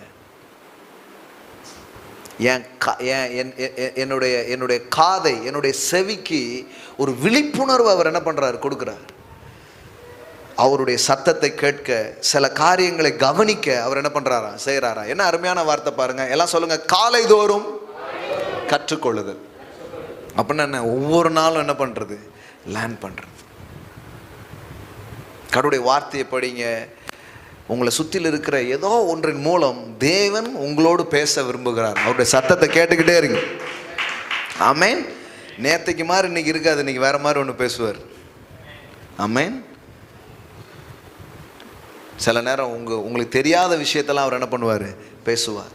என்னை நோக்கி கூப்பிடு, அப்பொழுது நீ அறியாததும் உன் புத்திக்கு எட்டாததும் பெரிய காரியங்களை நான் என்ன பண்ணுவேன்?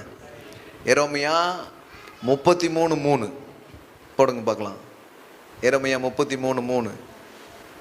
ஜெரமியா 333க்கு கால் பண்ணிங்கன்னா ஆபத்தில் உதவி கிடைக்கும். என்னை நோக்கி கூப்பிடு, அப்பொழுது நான் உனக்கு உத்தரவு கொடுத்து நீ அறியாததும் உனக்கு எட்டாததுமான பெரிய காரியங்களை உனக்கு அறிவிப்பேன். ஆமென். அப்போ கடவுள் பாருங்க என்ன சொல்றாரு? நீ அறியாததும் உனக்கு எட்டாததுமான பெரிய காரியங்களை அறிவிப்பேன். எனக்கு தெரியலையேன்னு நீங்க நினைக்க வேண்டியதில்லை.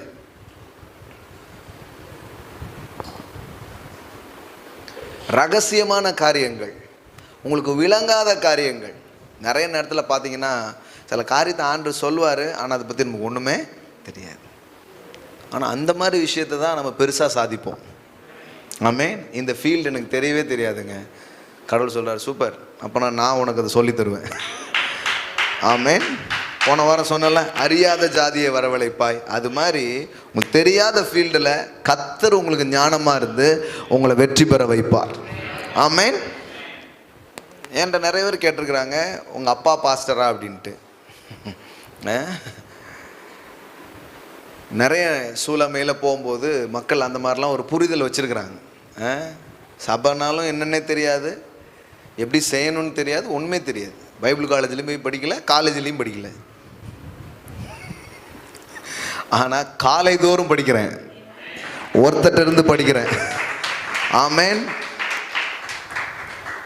இதெல்லாம் தப்பு கிடையாது. இங்கேயும் படிங்க, அங்கேயும் படிங்க. எல்லாத்துக்கு மேலே அவர் சொல்கிறத வைங்க, அது உங்களுக்கு உதவியாக இருக்கும். ஆமென். ஸோ ரொம்ப ரொம்ப முக்கியமான காரியங்கள். ஸோ நான் உனக்கு போதித்து, அந்த வசனத்தை தான் அன்றைக்கி சொல்ல வந்தேன். நீ நடக்க வேண்டிய வழியை உனக்கு காட்டுவேன், என் கண்ணை உன் மீது வைத்து நான் உனக்கு ஆலோசனை சொல்லுவேன். கடவுளுடைய எல்லா நேச்சர்லேயும் இது ஒரு பிரதானமான நேச்சராக இருக்கிறது. தேவனும் ஒரு ஆசிரியரே, தேவனும் ஒரு போதகரே. ஆமென். அவர் இப்போ சபையில் பாஸ்டருங்கிறோம். பாஸ்டர்னா என்ன? பாஸ்டர்னா போதகர் கிடையாது, அப்படியே மாற்றி வச்சுருக்கோம். பாஸ்டர்னா மெய்ப்பர்னு அர்த்தம். இப்போதான் உங்களுக்கு நம்ம டீச்சர்னு இப்போ சொல்ல முடியாது பாருங்களேன். நம்ம டீச்சர்னா என்னது? நம்ம டீச்சர்னாலே டீச்சரா சாரா அப்படிம்போம். நமக்கு அவ்வளோ குழப்பம் இருக்குது அதுலேயே. நான் டீச்சராக இருக்கேன், நீங்கள் சாரு தானே, அப்புறம் டீச்சராக இருக்கீங்க அப்படிம்போம். இது எப்படின்னா, நான் ஃபாதர் ஆகிட்டேன் அப்படின்ட்டு. ஃபாதர் ஆகிட்டேங்க, 2 பிள்ளை இருக்காங்க. இது மாதிரி நிறைய குழப்படி இருக்குது நம்ம லாங்குவேஜில். அது மாதிரி மெய்ப்பர், அவர் பிரதான மெய்ப்பர். அது மாதிரி போதகரை கடவுள் வைக்கிறாரு. அதே நேரத்தில் தேவன் யாராக இருக்கிறாரா? ஒரு போதகராக இருக்கிறார். ஆமென். கடவுளுடைய ரோலுங்க. டீச்சராக இருக்கிறீங்கன்னா, இன்றைக்கி டீச்சர் டே அன்னைக்கு சொல்கிறேன், நீங்கள் கடவுளுடைய ரோலை நீங்கள் பண்ணிகிட்டு இருக்கிறீங்க. ஆமென். கடவுள் செய்கிற ஒரு வேலை என்ன பண்ணுறீங்க? செய்து கொண்டிருக்கிறீங்க. ஆனால் அவருடைய டீச்சிங் ஸ்டைலை நம்ம கற்றுக்கிட்டோன்னா எஃபெக்டிவான டீச்சராக மாறலாம். ஆனால் இன்றைக்கி எனக்கு அதுக்கு டைம் இல்லை. எப்படி ஒரு எஃபெக்டிவான டீச்சராக இருக்குதுன்னு டீச் பண்ணுறதுக்கு இன்றைக்கி டைம் இல்லை.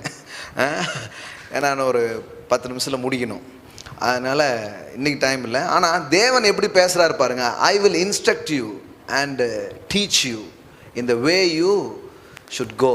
நீ போக வேண்டிய வழியை நான் உனக்கு என்ன பண்ணுவேன்? காட்டுவேன்.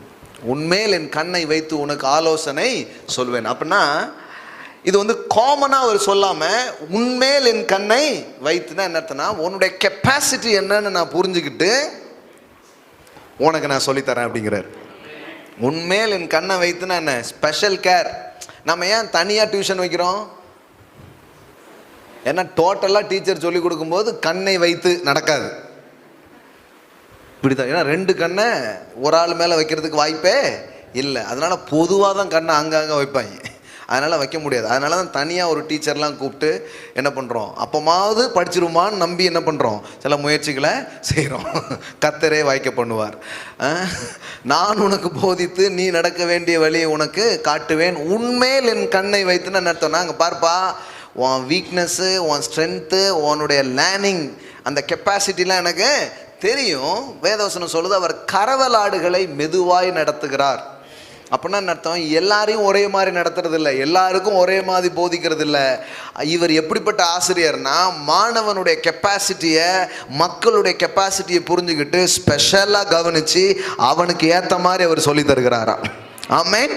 அதுதான் முக்கியம் பாருங்க. அதனால தான் நிறைய வித்தியாசமாக போதிக்கிற நிறைய பேரை கடவுள் வச்சிருக்கிறார். ஏன்னா சிலருக்கு இவங்க சொன்னாதான் புரியும். நான் நிறைய வாட்டி சொல்லியிருக்கேன்னு நினைக்கிறேன். ஒரு முறை நான் ஒரு டைமில் நான் என்ன யோசித்தேன்னா, நம்ம என்ன பெருசாக சொல்லிட முடியும், நிறைய ஆட்கள், பெரிய பெரிய ஆட்கள்லாம் வந்திருக்கிறாங்க, அவங்க சொன்னாலே போதும், நம்ம ஏதாவது சப்போர்ட் பண்ணிக்கிட்டு அவங்க சிடி புக்கெல்லாம் நீங்கள் படிங்கன்னு சொல்லிட்டாலே போதும், வாழ்க்கையில் பெரிய மாற்றம் வந்துடும், இப்படி நினச்சிட்டு இருக்கிறேன் நான். அப்போது ஒரு நாள் எங்கேயோ என்னை பேச கூப்பிட்டாங்க. சரின்னு சொல்லிட்டு பேச போயிட்டோம். நான், ஜவஹர், சுதர்சன் பிரதர், இவங்கெல்லாம் போயிருந்தோம். அது வந்து டீச்சர்ஸ் கான்ஃபரன்ஸ். ஒரு டீச்சர்ஸ்க்கு என்ன பண்ணியிருக்கிறேன், பேச போயிருக்கேன்.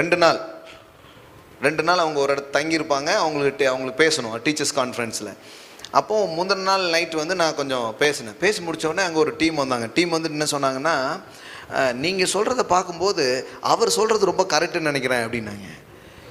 எனக்கு ஒரு மாதிரி ஆகிப்போச்சு. நான் என்ன நினச்சேன்னா, அவர் சொன்னாலே எல்லாருக்குமே புரிஞ்சிடும் அப்படின்னு நினச்சேன். அப்புறம் தான் அன்றைக்கி ஆண்டவர் ஒன்று சொன்னார், இல்லைப்பா, எல்லாரும் சொல்கிறது எல்லாருக்கும் புரியாது, நீ சொல்கிறது தான் சிலருக்கு புரியும், அதனால தான் உன்னை கூப்பிட்டுருக்குறேன், அதனால் உன்னை தாழ்வாக நினைக்காத. அதாவது எனக்குள்ளே இருந்த தாழ்வு மனப்பான்மை தேவன் எடுத்து போட்டார். அவங்க சொன்னால் புரியும், ஆனால் அவங்க சொன்னது இல்லைனா புரியலல்ல. இப்போ நீ வந்து சொன்னதுக்கு அப்புறம் தான் அவங்க சொன்னதே கரெக்டுன்னு புரியுது. அப்போ என்ன அர்த்தம், ஒவ்வொருத்தருக்கும் ஒவ்வொரு ஆள் வச்சுருக்கிறேன். அதனால் நீ வந்து உன்னை குறைவாக நினைக்காத, நீ பேசுனா ஒரு கூட்டம் மக்களுக்கு புரியும், அதுக்காக தான் நான் உன்னை என்ன பண்ணியிருக்கிறேன், கூப்பிட்டுருக்கிறேன். நீ உன் ஸ்டைலில் உனக்கு வர்ற மாதிரி என்ன பண்ணு, பேசு, நான் பேசுவேன்.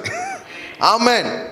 அதனால தான் நான் எதையும் காப்பி பண்ணுறதில்ல, அவங்க இவங்கன்ட்டுலாம் இது பண்ண, எல்லாத்துக்கும் கற்றுக்கிட்டு எனக்கு என்ன வருதோ அதை என்ன பண்ணிடுறது, பேசிடுறது பாருங்கள்.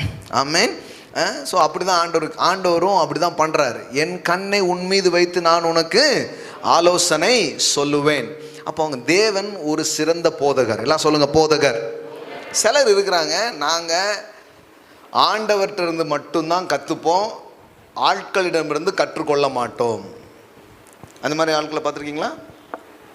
நாங்கள் only direct connection, no side. நீங்களாம் சைடு, ஒதுங்க. நாங்கள் யார்கிட்ட இருந்து மட்டும்தான் கேட்போம், ஆண்டவர்னு தான் கேட்போம் அப்படின்னு இருக்கிறாங்க.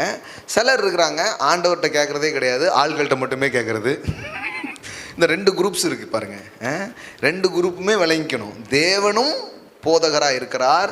தேவன் ஒரு போதகர் மூலமாகவும் சில நபர்கள் மூலமாகவும் நமக்கு போதிக்கிறவராக அவர் இருக்கிறார். ஆமென். ஒருத்தர் வந்து காமிச்சார், யோவானில் இருக்குது, எல்லாத்துக்குமே வசனம் இருக்குது பாருங்களேன். அதான் விஷயம். இவ்வளோ விசனமாகிறதுக்கு காரணம் என்ன? வசனம் தான். இவர்கள் விசனத்துக்கு காரணம் சில வசனமே. 1 யோவானில் வாசித்தீங்கன்னா போட்டிருக்குது, என்ன போட்டிருக்குதுன்னா, அந்த அந்த அபிஷேகமே உனக்கு போதிக்கும், உனக்கு யாரும் போதிக்க வேண்டியது இல்லை அப்படின்னு ஒன்று. பார்த்தீங்களா? The anointing will teach you. The anointing will teach me. நீங்கள் யார்? Who are you? நீங்கள் எனக்கு டீச் பண்ண வேண்டிய அவசியமே இல்லை அப்படின்ட்டு. அப்படி டீச் யூன்னு ஒருத்தர் டீச் பண்ணியிருக்காரு பாருங்க.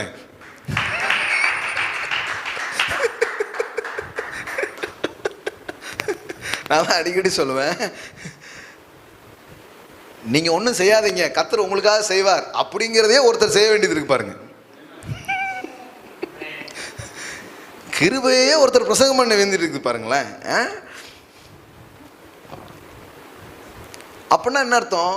அந்த பாருங்க போடுங்க, நீங்கள் அவராலே பெற்ற அபிஷேகம் உங்களில் நிலைத்திருக்கிறது, ஒருவரும் உங்களுக்கு போதிக்க வேண்டியதில்லை, அந்த அபிஷேகம் சகலத்தை குறித்து உங்களுக்கு போதிக்கிறது, அது சத்தியமாக இருக்கிறது, பொய் அல்ல, உங்களுக்கு போதித்தபடி அவரில் நிலைத்திருப்பார்களாக அப்படின்னு சொன்னதை வச்சுட்டு சில பேர் நினச்சிட்டாங்க, எனக்கு ஒன்றுமே தேவையில்லை, ஒன்லி டேரக்ட் தான். அவங்கள்ட்ட ஏதாவது புக் படிக்க சொல்லுங்கள், படிக்க மாட்டாங்க. ஏதாவது ஆலோசனை சொல்லுங்கள், நாங்கள் எதுவும் கேட்க மாட்டோம், டேரக்ட்லேயே இருப்பாங்க. அது ரொம்ப தப்பு பாருங்கள். இவங்க வந்து எபேசியர் படிக்கல. எபேசியர் 3ஆம் அதிகாரத்தில் என்ன படிக்கிறீங்கன்னா, அவர் சிலரை, யாரு? அந்த ஆவியானவர் சிலரை அப்போஸ்தலராக, சிலர் தீர்க்கதரிசிகளாக, சிலரை மேய்ப்பர்களாக, சிலரை என்ன பண்றாரு? போதகர்களாகவும் என்ன பண்றாரு? நியமிக்கிறாரு. எதுக்கு? நீங்க பல்வேறு உபதேச காத்துல அடிபட்டு காணாம போயிடக்கூடாதுங்கிறதுக்காக, அன்புடன் சத்தியத்தை கை கொண்டு தலையாகிய கிறிஸ்துவுக்குள் நிலைத்திருக்கும்படி சிலரை அவர் போதகர்களா என்ன பண்ணாராம்? ஏற்படுத்தினாராம். ஆமென். அவர் இங்க ஆளை நியமிச்சுட்டு என்கிட்ட வந்துருன்னா எப்படி இருக்கும்? அது தப்பு பாருங்க. ஆண்டவர் 2 பக்கமும் வேலை செய்கிறார். ஆமென். இப்போ ஒன்றும் இல்லை, இப்போ நான் பேசிகிட்டு இருக்கேன், நான் போதிக்கிற நேரம் தேவனும் உங்களுக்கு போதிக்கிறாரு, தேவன் என்ன போதிக்கவும் வைக்கிறார். புரியுங்களா உங்களுக்கு? என்ன போதிக்க வைக்கிறதும் அவர் தான். நீங்கள் கேட்டுக்கிட்டே இருக்கும்போது நான் பேசுறது மட்டும் உங்களுக்கு கேட்குங்கிறது இல்லை, இன்னொன்று சேர்ந்து கேட்கும். புரியுதுங்களா உங்களுக்கு? அந்த நம்பிக்கையில் தான் நான் எப்போவுமே பிரசங்கம் பண்ண வருவேன். நம்ம சொல்லி புரிய வச்சிரும் அந்த மாதிரியா? அதெல்லாம் கஷ்டம். ஆண்டவரே இன்னைக்கு நீங்கள் தான் பேசுகிறீங்க, புரிய வைக்கிறீங்க, அப்படின்னு தான் நான் வரேன். புரியுதா உங்களுக்கு? அப்போ கர்த்தரும் யார் தான்? ஒரு போதகராகவே இருக்கிறார். ஆமென். அதனால் சில இடத்துலலாம் இயேசுவை வந்து அப்படியே கூப்பிட்றாங்க. என்ன சொல்கிறாங்க? போதகரே, ரபி, ரவி, ரபி. எப்படி கூப்பிட்றாங்க? ஆமாம், இங்கே ரவின்னு ஒருத்தர் இருக்கிறாப்புல, அவரை நாங்கள் ரபி அப்படின்னு மாற்றிட்டோம். ரபி அப்படின்னு கூப்பிட்றாங்க. ரபின்னா என்ன அர்த்தமா? போதகரே, டீச்சர் அப்படின்னு என்ன பண்ணோம் அர்த்தம். ஸோ இயேசு வந்து ஒரு இடத்துல சொல்கிறாரு, நீங்கள் குருக்கள் என்று அழைக்கப்படாதிருங்கள் அப்படின்ட்டு. சில பேருக்கு இதை படிச்சுட்டு ரொம்ப கஷ்டமாயிடும். ஏன்னா ஆசிரியரை வந்து நம்ம எப்படி தான் சொல்லுவோம், மாதா பிதா குரு தெய்வம் அப்படின்னு நம்ம ஊரில் ஒரு படி இருக்குப்பீங்க. தெய்வம் எங்கே போயிட்டார்? கடைசியில் போயிட்டார். மாதா பிதா குரு, அப்புறம் தான் என்னது? தெய்வம் அப்படின்னு. இப்படி இது யார் இந்த ப்ரையாரிட்டி வச்சாங்கன்னு தெரில. அதனால தான் ஒன்றும் வேலைக்கு ஆக மாட்டேங்குது. ரொம்ப நாளாக ஒன்றும் வேலைக்கு ஆகலைன்னா அதை தூக்கி தூர போட்டுடணும். புரியுங்களா உங்களுக்கு? ஏதோ தப்பாக இருக்குன்னு அர்த்தம். கரெக்டாக வச்சுக்கணும். ஏன்னா நமக்கு தேவனை புரிஞ்சாதான் மற்றது எல்லாத்தையுமே சரியாக செய்ய ஆரம்பிப்போம். அதனால தான் முதல்ல என்ன நேசி, எனக்கு முதலிடம் கொடுன்னு ஏன் சொல்கிறாருன்னா, எனக்கு நீ கரெக்டாக கொடுத்தேன்னா மீதி எல்லாத்தையும் கரெக்டாக பண்ணுறதுக்கு நான் உனக்கு ஞானத்தையும் பலனையும் கொடுப்பேங்கிறதுக்காக சொல்லியிருக்கிறார். ஏமேன். சரி, இது வந்து நம்ம சொல்கிற மாதிரி அர்த்தம் இல்லை. குரு அப்படின்னு சொன்னால் தமிழில் வந்து குரு அப்படின்னா ஆசிரியர் அப்படிங்கிறது மட்டும் இல்லை. கு அப்படின்னா இருட்டு அப்படின்னு அர்த்தம் தமிழில். ரு அப்படின்னா இருளை நீக்குபவன் அப்படின்னு அர்த்தம். குரு அப்படிங்கிற வார்த்தைக்கு என்ன அர்த்தம்னா இருளை நீக்குபவர் அப்படின்னு அர்த்தம். ஸோ இருளை இந்த உலகத்தில் இருக்கிற சில அறிவுகளை கொண்டு சில இருளை நீக்கலாம். ஆனால் வாழ்க்கையில் இருக்கிற மெய்யான இருளை இந்த குருவால் மட்டும்தான் நீக்க முடியும். ஆமென். சிலர் வந்து பேர் வச்சுக்கலாம், சத்குரு, சத்திய குரு, அந்த குரு, இந்த குருன்னு நிறைய பேர் வைக்கலாம். ஆனால் எந்த குருவும் இருட்டை நீக்க முடியாது. உங்கள் இருளை நீக்கும் ஒரே குரு Jesus Christ is the only guru. Amen. உங்கள் வாழ்க்கையில் இருக்கிற இருளை போக்குபவன். குரு என்றால் இருளை நீக்குபவன். உங்கள் வாழ்க்கையில் இருக்கிற இருளை, அதனால தான் உலகத்தில் வந்து எந்த மனிதனையும் பிரகாசிப்பிக்கிற மெய்யான அந்த ஒளி நானே என்று சொன்னார். ஆமென். அப்படி தான் நம்ம அந்த விதத்தில் தான் அது என்ன பண்ணியிருக்கு சொல்லியிருக்குது தவிர மற்றபடி ஆசிரியர் நம்ம சொல்கிறோமே அந்த விதத்தில் அது என்ன பண்ணல சொல்லப்படலை. ஸோ ஒரு குரு நமக்கு இருக்கிறார். ஆமென். ஆமாம், அவர் தான் இருளை நீக்குபவர். அப்படிங்கிற இடத்துல வேற யாரும் என்ன பண்ண முடியாது, வைக்க முடியாது. அவர் ஒருத்தர் தான் நமக்கு குருவாக இருக்கிறார். சரி, ஃபைனலாக ஒன்று சொல்லி முடிக்கிறேன். இந்த போதிக்கிற இந்த நபர்களுக்கு அல்லது இந்த போதனை அப்படிங்கன்னு வரும்பொழுது வேதம் சில விஷயத்தை நமக்கு கற்றுத்தருது. அது என்னென்னா, யார் நமக்கு போதிக்கிறாங்களோ அவங்கள ஹானர் பண்ண சொல்லுது. ஆமென். திருவசனத்தை போதிக்கிறவர்களை என்ன பண்ணுங்க, இரட்டிப்பான கணத்திற்கு பாத்திரராக எண்ணுங்கள். எல்லாரையும் ஹானர் பண்ணணும், எல்லாரையும் ஹானர் பண்ணணும். ஆனால் வேர்ட் ஆஃப் காடை யார் உங்களுக்கு கொண்டு வராங்களோ அவங்கள என்ன பண்ணுங்க, டபுளாக ஹானர் பண்ணுங்க. அப்போ ஒரு ஒரு ஒரு உலக பிரகாரமான அறிவை எனக்கு கொண்டு வந்து தருகிற ஆசிரியர்களுக்கு நான் கனம் செய்வது எவ்வளவு முக்கியமோ, அதை விட ஆவிக்குரிய அறிவுகளை எனக்கு தருகிற போதகர்களுக்கு நான் என் கணத்தை 2 மடங்கு செய்ய நீங்களும் நானும் கடமைப்பட்டிருக்கிறோம். ஆமென். பாருங்க, 1 தீமோத்தேயு 5:17, நன்றாய் விசாரணை செய்கிற மூப்பர்களை, விசேஷமாக திருவசனத்திலும் உபதேசத்திலும் பிரயாசப்படுகிறவர்களை என்ன பண்ணுங்க? இரட்டிப்பான, எல்லாம் சொல்லுங்க, இரட்டிப்பான கணத்திற்கு பாத்திரராக என்ன வேண்டும். ஸோ இந்த நேரத்தில் உங்கள் ஆவிக்குரிய ஆசிரியர்கள் கொஞ்சம் பேர் இருப்பாங்க. உங்களுக்கு கணக்கு சொல்லி கொடுத்த டீச்சர், உங்களுக்கு அவங்கள மட்டும் இல்லை, அறிவியல் டீச்சர் இருப்பாங்க, நிறைய பேர் இருப்பாங்க. அது எல்லாத்துக்காகவும் நன்றி, அவங்களையும் ஹானர் பண்ணுங்க. அதே நேரத்தில் உங்களுக்கு யார் திருவசனத்தை கொடுத்தார்களோ, திருவசனத்தை உங்களுக்கு போதித்தார்களோ, அவர்கள் உங்கள் ஆசிரியர்களாக இருக்கிறார்கள். ஆமென். நிறைய பேர், இப்போ நான் இந்த இடத்துல நிற்கிறேன்னா நானாக நான் இல்லை தாயே, நானா என்ன பண்ணல, வரல.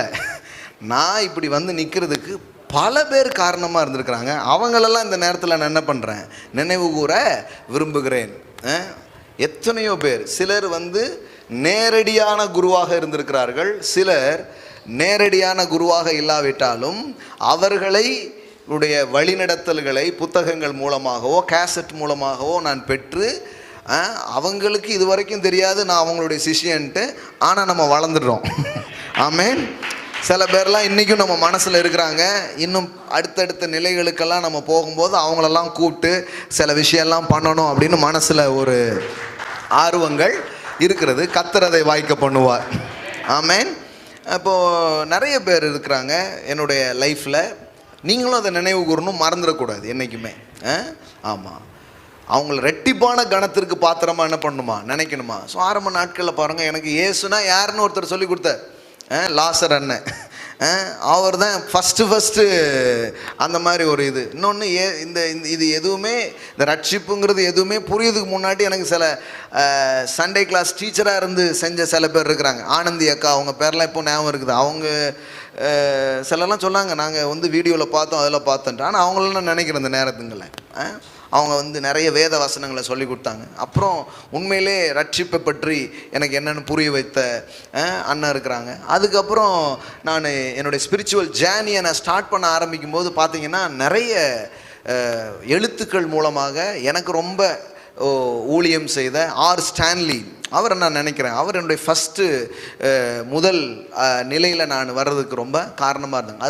அதை தொடர்ந்து நிறைய மிஷினரி தலைவர்கள் என்னுடைய வாழ்க்கையில் எனக்கு நிறைய விஷயத்தை என்ன பண்ணியிருக்கிறாங்க, கற்றுக் கொடுத்துருக்குறாங்க. எதுவுமே இப்போ என்னென்னா, ஒவ்வொருத்தரும் ஒவ்வொரு இதை பற்றி பேசுவாங்க பாருங்களேன். நம்ம என்ன பண்ணிடணும்னா, ஒன்று தப்புன்னே போயிட முடியாது. நான் என்ன யோசிப்பேன்னா, இப்போ எல்லாத்துக்கும் ஒரு ஸ்பெஷலிஸ்ட் இருக்காங்க தானே, கண்ணுக்கு, காதுக்கு, மூக்குங்க மாதிரி. அது மாதிரி அவங்க அதில் ஸ்பெஷலிஸ்ட், அவங்க அதை பற்றி தான் பேசுவாங்க. நீங்கள் சரவணா பவனில் போயிட்டு 65 இல்லைன்னு கேட்கக்கூடாது. கோழி 65 இல்லையே அப்படின்னு சரவணாவில் போய் கேட்கக்கூடாது. கோழி 65 இங்கே கிடைக்காது. கோழி 65 வேணும்னா நீங்கள் எங்கே போகணும்? ஆமாம், ராயல் ஃபேமிலி ரெஸ்டாரண்ட். சார் எப்படி இப்போவுமே விளம்பரம் ஸ்டார்ட் ஆகிடுச்சு. அந்த மாதிரி எங்கேயாவது என்ன பண்ணணும், போகணும். அப்போ தான் என்ன பண்ணணும், கிடைக்கும். அவனை இப்போ என்ன இது ஹோட்டல் அப்படின்னு திட்டக்கூடாது. அது மாதிரி சில பேர் பார்த்தீங்கன்னா ஆத்தும ஆதாயம்பாங்க, சுவிசேஷம்பாங்க. இப்போ நான் எல்லாமே இருக்கட்டும், எல்லாத்தையுமே நம்ம என்ன பண்ணுவோம், வரவேற்போம். எல்லாத்தையும் நம்ம சமநிலையை என்ன பண்ணிக்கணும், வாழ்க்கையில் வச்சுக்கணும். உடம்புல நிறைய சத்து தேவை தானே. ஒரே சத்தாக இருந்ததுன்னா வேறு மாதிரி ஆகிடும் பாருங்க. பல்வேறு சத்துக்கள் தேவை. அது மாதிரி தான் நம்ம ஆவிக்குரிய ரீதியிலையும் நிறைய தேவை. சிலர் ஜபம்பாங்க, அது சிலர் பார்த்தீங்கன்னா நல்லது தான். அதையும் கொஞ்சம் என்ன பண்ணிக்கலாம், நம்ம தேவையான அளவு என்ன பண்ணிக்கணும், எல்லாத்தையும் சொல்லிட்டு தேவையான அளவு தண்ணீரும் உப்பும் சேர்த்து கொள்ளவும் அப்படின்னு சொல்கிறாங்க பாருங்கள். அந்த மாதிரி கொஞ்சம் என்ன பண்ணிக்கணும், வச்சுக்கணும். வச்சுக்கிட்டா நல்லது. இல்லைங்கண்ணா இது மட்டும்தான், தண்ணியே ஊற்றாமல் பண்ண போகிறேன், உப்பே போடாமல் பண்ண போகிறேன்னா வேறு மாதிரி ஆகிடும். எல்லாமே அது மாதிரி தான். நான் அப்படி தான் பார்க்குறேன். அதனால் எனக்கு பிரச்சனை இல்லை, யாரை குறித்தும் எனக்கு இடரல் இல்லை. எல்லாரையும் கனம் பண்ணுறேன் நான். ஆமென். அதனால தான் யாரையும் திட்டி பிரசங்கம் பண்ணுறது கிடையாது. அவங்கெல்லாம் இல்லாமல் நம்ம இந்த இடத்துக்கு வரல. அதனால தான் நான் புதிய சில ஆட்கள் கிடைத்திருக்கிறதுனால் பழைய ஆட்களை திட்டும் பழக்கம் எங்களிடம் இல்லை. அவங்க சைக்கிள் ஓட்ட சொல்லி கொடுத்தாங்க, கர்த்தருக்கே மகிமை. இவங்க ஸ்கூட்டி ஓட்ட சொல்லி கொடுத்தாங்க, பைக் ஓட்ட சொல்லி கொடுத்தாங்க, கர்த்தருக்கே மகிமை. ஆமென். அதுக்கு முன்னாடி சிலர் தவளை சொல்லி கொடுத்தாங்க, நடக்க சொல்லி கொடுத்தாங்க. அவங்களெல்லாம் நம்ம குறைச்சி சொல்லவே முடியாது. அதுக்கப்புறம் சில பேர் கார் ஓட்ட சொல்லி கொடுத்தாங்க. இப்போ சிலர் வந்து விமானம் ஓட்ட சொல்லி கொடுத்துட்ருக்குறாங்க. அவங்களுக்காகவும் நன்றி. இப்படி பாருங்க, யாரை பற்றியும் கசப்பு வைக்காதீங்க, யாரையும் குறைவாக நினைக்க. சரி, அன்னைக்கு சொல்லி கொடுத்தீங்க, அதுக்காக நன்றி. அதுக்காக அவங்க வந்து இது அப்படிலாம் கிடையாது. சில நேரத்தில் ஆசிரியர்கள் அங்கே இருப்பார்கள், மாணவர்கள் எங்கேயோ வந்து விடுவார்கள். அதுக்காக அவங்களையும் குறை சொல்லுவானே. சரி, அவங்களுக்கு தெரிஞ்சதை சொல்லி கொடுத்துட்டாங்க. நம்ம அடுத்த தலைமுறையை நம்மளும் வளர்த்து அவங்களையும் வளர்க்கணும். அந்த பொறுப்பும் கடமையும் நமக்கு இருக்குது பாருங்க. அதுக்கப்புறம் பார்த்தீங்கன்னா அப்படி நான் போயிட்டே இருக்கும்போது என்னுடைய லைஃப்பில் நிறைய காரியங்களை நான் கற்றுக்கொண்டு இதெல்லாம் சரியா தப்பான்னு குழப்பத்திலே போயிட்டு இருக்கும்போது ஒரு அற்புதமான நண்பர், நான் அவரிடமிருந்து நிறைய கற்றுக்கொண்டேன். சி ஃபெலிக்ஸ் அப்படிங்கிற ஒரு அற்புதமான தேவனுடைய மனிதர். அவர்கிட்ட இருந்து நான் லாட் ஆஃப் திங்ஸ் நிறைய நான் கற்றுக்கொண்டிருக்கிறேன். இன்றைக்கு வரைக்கும் அவர்கிட்ட கற்றுக்கிறேன். அதுக்கப்புறம் பார்த்தீங்கன்னா கண்ணிலே பார்க்க முடியாத நிறைய பேர், John C Maxwell, Russell Conwell, Orison Swett Marden, இவங்க எல்லாரும் என் வாழ்க்கையில் விதைச்சிருக்கிறாங்க. ஆரிசன் ஸ்வெட் மார்டின்லாம் எப்போ இருந்தவர், அவரெல்லாம் பார்க்கவே இல்லை. ஆனால் 150 புத்தகத்துக்கு மேலே அவர் புத்தகம் படித்தேன். இன்றைக்கி நான் கான்ஃபரன்ஸ் பேசுகிறேன், இன்றைக்கி எங்கேயோ போகிறேன்னா இவர்களுடைய மாணவனாக நான் இருந்தது அப்படி செல்வதற்கு காரணமாக மாறினது அப்படின்னு சொல்லுவேன். அதுக்கப்புறம் அப்படி வந்துக்கிட்டே இருக்குது. மாடல் டேஸில் நான் கென்னத் கேகன், கோப்லன்ஸு இதெல்லாம் போயிட்டே இருக்கும்போது ஒரு பெரிய ஷிஃப்ட்டுக்கு சில நேரம் பயங்கர காரணமாக இருப்பாங்க. அதில் வந்து ஜோசப் பிரின்ஸ், அவர் வந்து ரொம்ப பெரிய அளவில் என்னுடைய வாழ்க்கையில் தாக்கத்துக்கு ரொம்ப காரணமாக இருந்தார். இப்படியே போயிட்டு இருந்தாலும் ஃபிசிக்கலி இன்னும் நமக்கு நிறைய தேவைப்படும் சில பேர் ஆட்கள். அந்த மாதிரியான டைமில் நான் திருநெல்வேலிக்கு வந்துலாம் இருந்த டைமில் ஆப்ரஹாம் சார்ல்ஸ் என்கிற அருமையான தேவனுடைய ஊழியர் மிகப்பெரிய ஒரு இன்ஸ்பிரேஷன்ஸாக என் வாழ்க்கையில் இருந்தார். ஒரு 5 ஆண்டுகளாக நான் தொடர்பில் இருந்தும் தொடர்ந்து கற்றுக்கொள்கிற இன்னொரு முக்கியமான நபர். ஸோ அவர்கிட்ட இருந்து எப்போவுமே படிச்சுட்டே இருக்கலாம், ஏன்னா அவர் எப்போவுமே படிச்சுக்கிறவராக இருக்கிறார். சில பேர் ஒரு டைமில் நின்றுவாங்க, சில பேர் இவர் வந்து ஒரு ரெவலேஷன் டு ரெவலேஷன் போய்கிட்டே இருப்பார். அவர் தான் பாஸ்டர் சில்வஸ்டார் ஜேசுவடியான். ஸோ அவரை நான் இந்த நேரத்தில் நினைவு கொடுக்குறேன். ஸோ எனக்கு வந்து பெரிய தியாலஜிலாம் ஒன்றும் பெருசாக நான் படித்ததில்லை, ஆனால் அவருடைய போதனை கேட்டிங்கன்னா எல்லா தியாலஜியும் உங்களுக்கு தெரியும். ஸோ ஸ்டில் நான் அவர்கிட்ட இருந்து என்ன பண்ணிக்கிறேன், நிறைய லேர்ன் பண்ணிக்கிறேன். இப்படி நிறைய பேர் இருக்கிறாங்க என் லைஃப்பில், ரொம்ப இன்ஸ்பயர் பண்ணி என்னை கற்றுக்கிறதுக்கு தூண்டின இந்த ஆசிரியர்கள் எல்லாரையும் என்ன பண்ணுறேன், நினைவு கூறுகிறேன். இவர்கள் மட்டுமல்ல, இங்கு வந்த உங்களிடமிருந்தும் நான் நிறைய கற்றுக்கொண்டிருக்கிறேன். ஸோ நீங்களும் எனக்கு ஏதோ ஒரு விதத்தில் ஒவ்வொருவரும் பாடம் நடத்தி இருக்கிறீர்கள். நல்ல விதமாக தான் சொல்கிறேன், பாடம் நடத்தியிருக்கிறீங்க, நிறைய விஷயங்களை கற்றுக் கொடுத்துருக்கீங்க. Thank you so much.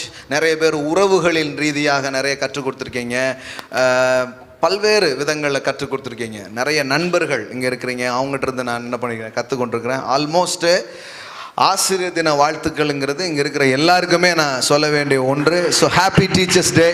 எழுந்து நிற்போம். விசேஷமாய் திருவசனத்தை உங்களுக்கு உபதேசித்தவர்களை இரட்டிப்பான கணத்திற்கு பாத்திரமாக எண்ண கடவீர்கள். நிறைய பேர் இந்த கணம்னு உடனே வணக்கம் போடுறது, தேங்க்யூ சொல்கிறது அப்படிங்கிறது மட்டும்தான் கணம்னு நினச்சிட்றாங்க. கணம்னா பணம். அங்கே பாருங்கள் எவ்வளோ அழகாக போட்டிருக்கு பாருங்கள். ஃபினான்ஷியல் சப்போர்ட் பிராக்கெட்டில் போட்டாங்க கரெக்டாக. அதாவது worthy of double honor, அவங்கள ரெட்டிப்பான கணத்துக்காக நினைங்க அப்படின்னு அர்த்தம். Financial support, specially those who work hard at preaching and teaching the word of God concerning eternal salvation through Christ. திருவசனத்தில் பிரயாசப்படுகிறவர்களை இரட்டிப்பான கணத்திற்கு பாத்திரமாக எண்ணுங்கள். honor them. எனக்கு ரொம்ப ஆசை, என் வாழ்க்கையில் வந்து என்னை ஆசீர்வதித்த ஒவ்வொரு ஆசிரியர்களுக்கும் பெரிய கணத்தை செய்ய வேண்டும் என்று எனக்கு ஆசை. எந்த அளவுக்கு ஆசைப்படுறேன்னா, ஒவ்வொரு படியும் நான் வரும்பொழுது அவங்கள நான் மறக்காமல் இருக்கிறேன். சர்ச்சு ஆரம்பித்த டைமில் பாஸ்டர் ஐசக் ரத்தினராஜ் அவங்கள கூப்பிட்டோம். அவங்க ஒரு விதத்தில் பிளெஸ்ஸிங்ஸாக இருந்தாங்க. அவங்க தான் ஆரம்பித்து விட்டாங்க, இதை ஆரம்பித்து விட்டாங்க. அடுத்த நிலைக்கு வரும்பொழுது ஆபிரகாம் அண்ணன் என்ன பண்ணோம், கூப்பிட்டோம். இப்படி ஒவ்வொரு இது இருக்குது. எனக்கு ஒரு பிரம்மாண்டமான ஒரு ஆலயம் கட்டி என் வாழ்க்கையில் இன்னும் கூடுதல் ஆசீர்வாதமாக இருந்த பாஸ்டர் சாம்பி செல்லத்துறை அவர்களை அழைத்து ஓப்பன் பண்ணோம் அப்படின்னு என் மனசில் ஒரு ஆசை இருக்கிறது. நம்ம ஆக்சுவலி இப்போவுமே அதுக்கான ஒர்க்லாம் நம்ம செய்ய ஆரம்பிச்சிருக்கிறோம். கடந்த 2 வாரமாக என் மைண்டில் ஒரு பெரிய இன்ஸ்பிரேஷன், நம்ம வாடகை பில்டிங்லேயே எல்லாம் பண்ணிட்டலாமல் சீக்கிரமாக நம்ம ஒரு லேண்டுக்கு போயிடணும் அப்படிங்கிற ஒரு இன்ஸ்பிரேஷன் இருக்குது. அதனால் இப்போ நம்ம டீம் கிட்ட சொல்லியிருக்கிறேன், லாஃப்டி ஷேடர் அக்கௌண்ட்டை கொஞ்சம் ஏற்றுங்க அப்படின்னு சொல்லிட்டு. ஸோ பை காட் கிரேஸ் அதில் முதல் தவணையாக இதை யோசிச்சுட்டே இருந்தபோது சரவணன் சார் கொண்டு வந்து ஒரு 3 லட்ச ரூபா கொண்டு வந்து கொடுத்தாங்க. இப்போ அவங்க எனக்கு 3 கோடி தர்றதா சொல்லியிருக்காங்க. இது அட்வான்ஸாக நான் பெற்றுக்கொள்கிறேன். அதனால் 10 கோடி நமக்கு வேணும். இப்போது சர்ச் அக்கௌண்ட்டில் அதை கொஞ்சம் கவனம் செலுத்த ஆரம்பிச்சிருக்கிறோம். உள்ளே ஏறிக்கிட்டே இருக்குது. காட்ஸ் கிரேஸ் இந்த ஒரு வாரம் அதுக்காக யோசித்து ஒரு 5.5 லட்சத்தை தாண்டிட்டோம். வித்தின் 1 வீக்கில் இன்னும் நிறைய உள்ளே வரும். ஸோ லேண்டெலாம் சீக்கிரமாக நம்ம அந்த சைட்லேயே, ஆமாம், நின்ன சர்ச்சு ஹைவேஸ் அண்டை உண்டான் அப்படின்னு தீர்க்க தரிசனம்லாம் சொல்லியிருக்காங்க இல்லையா? அதனால் ஹைவேஸ் அண்டை காணுதாக்கும் அப்படின்னு இருக்கிறாரு. அதனால் தீர்க்க தரிசனத்தை நம்மளே நிறைவேற்றிடுவோம்.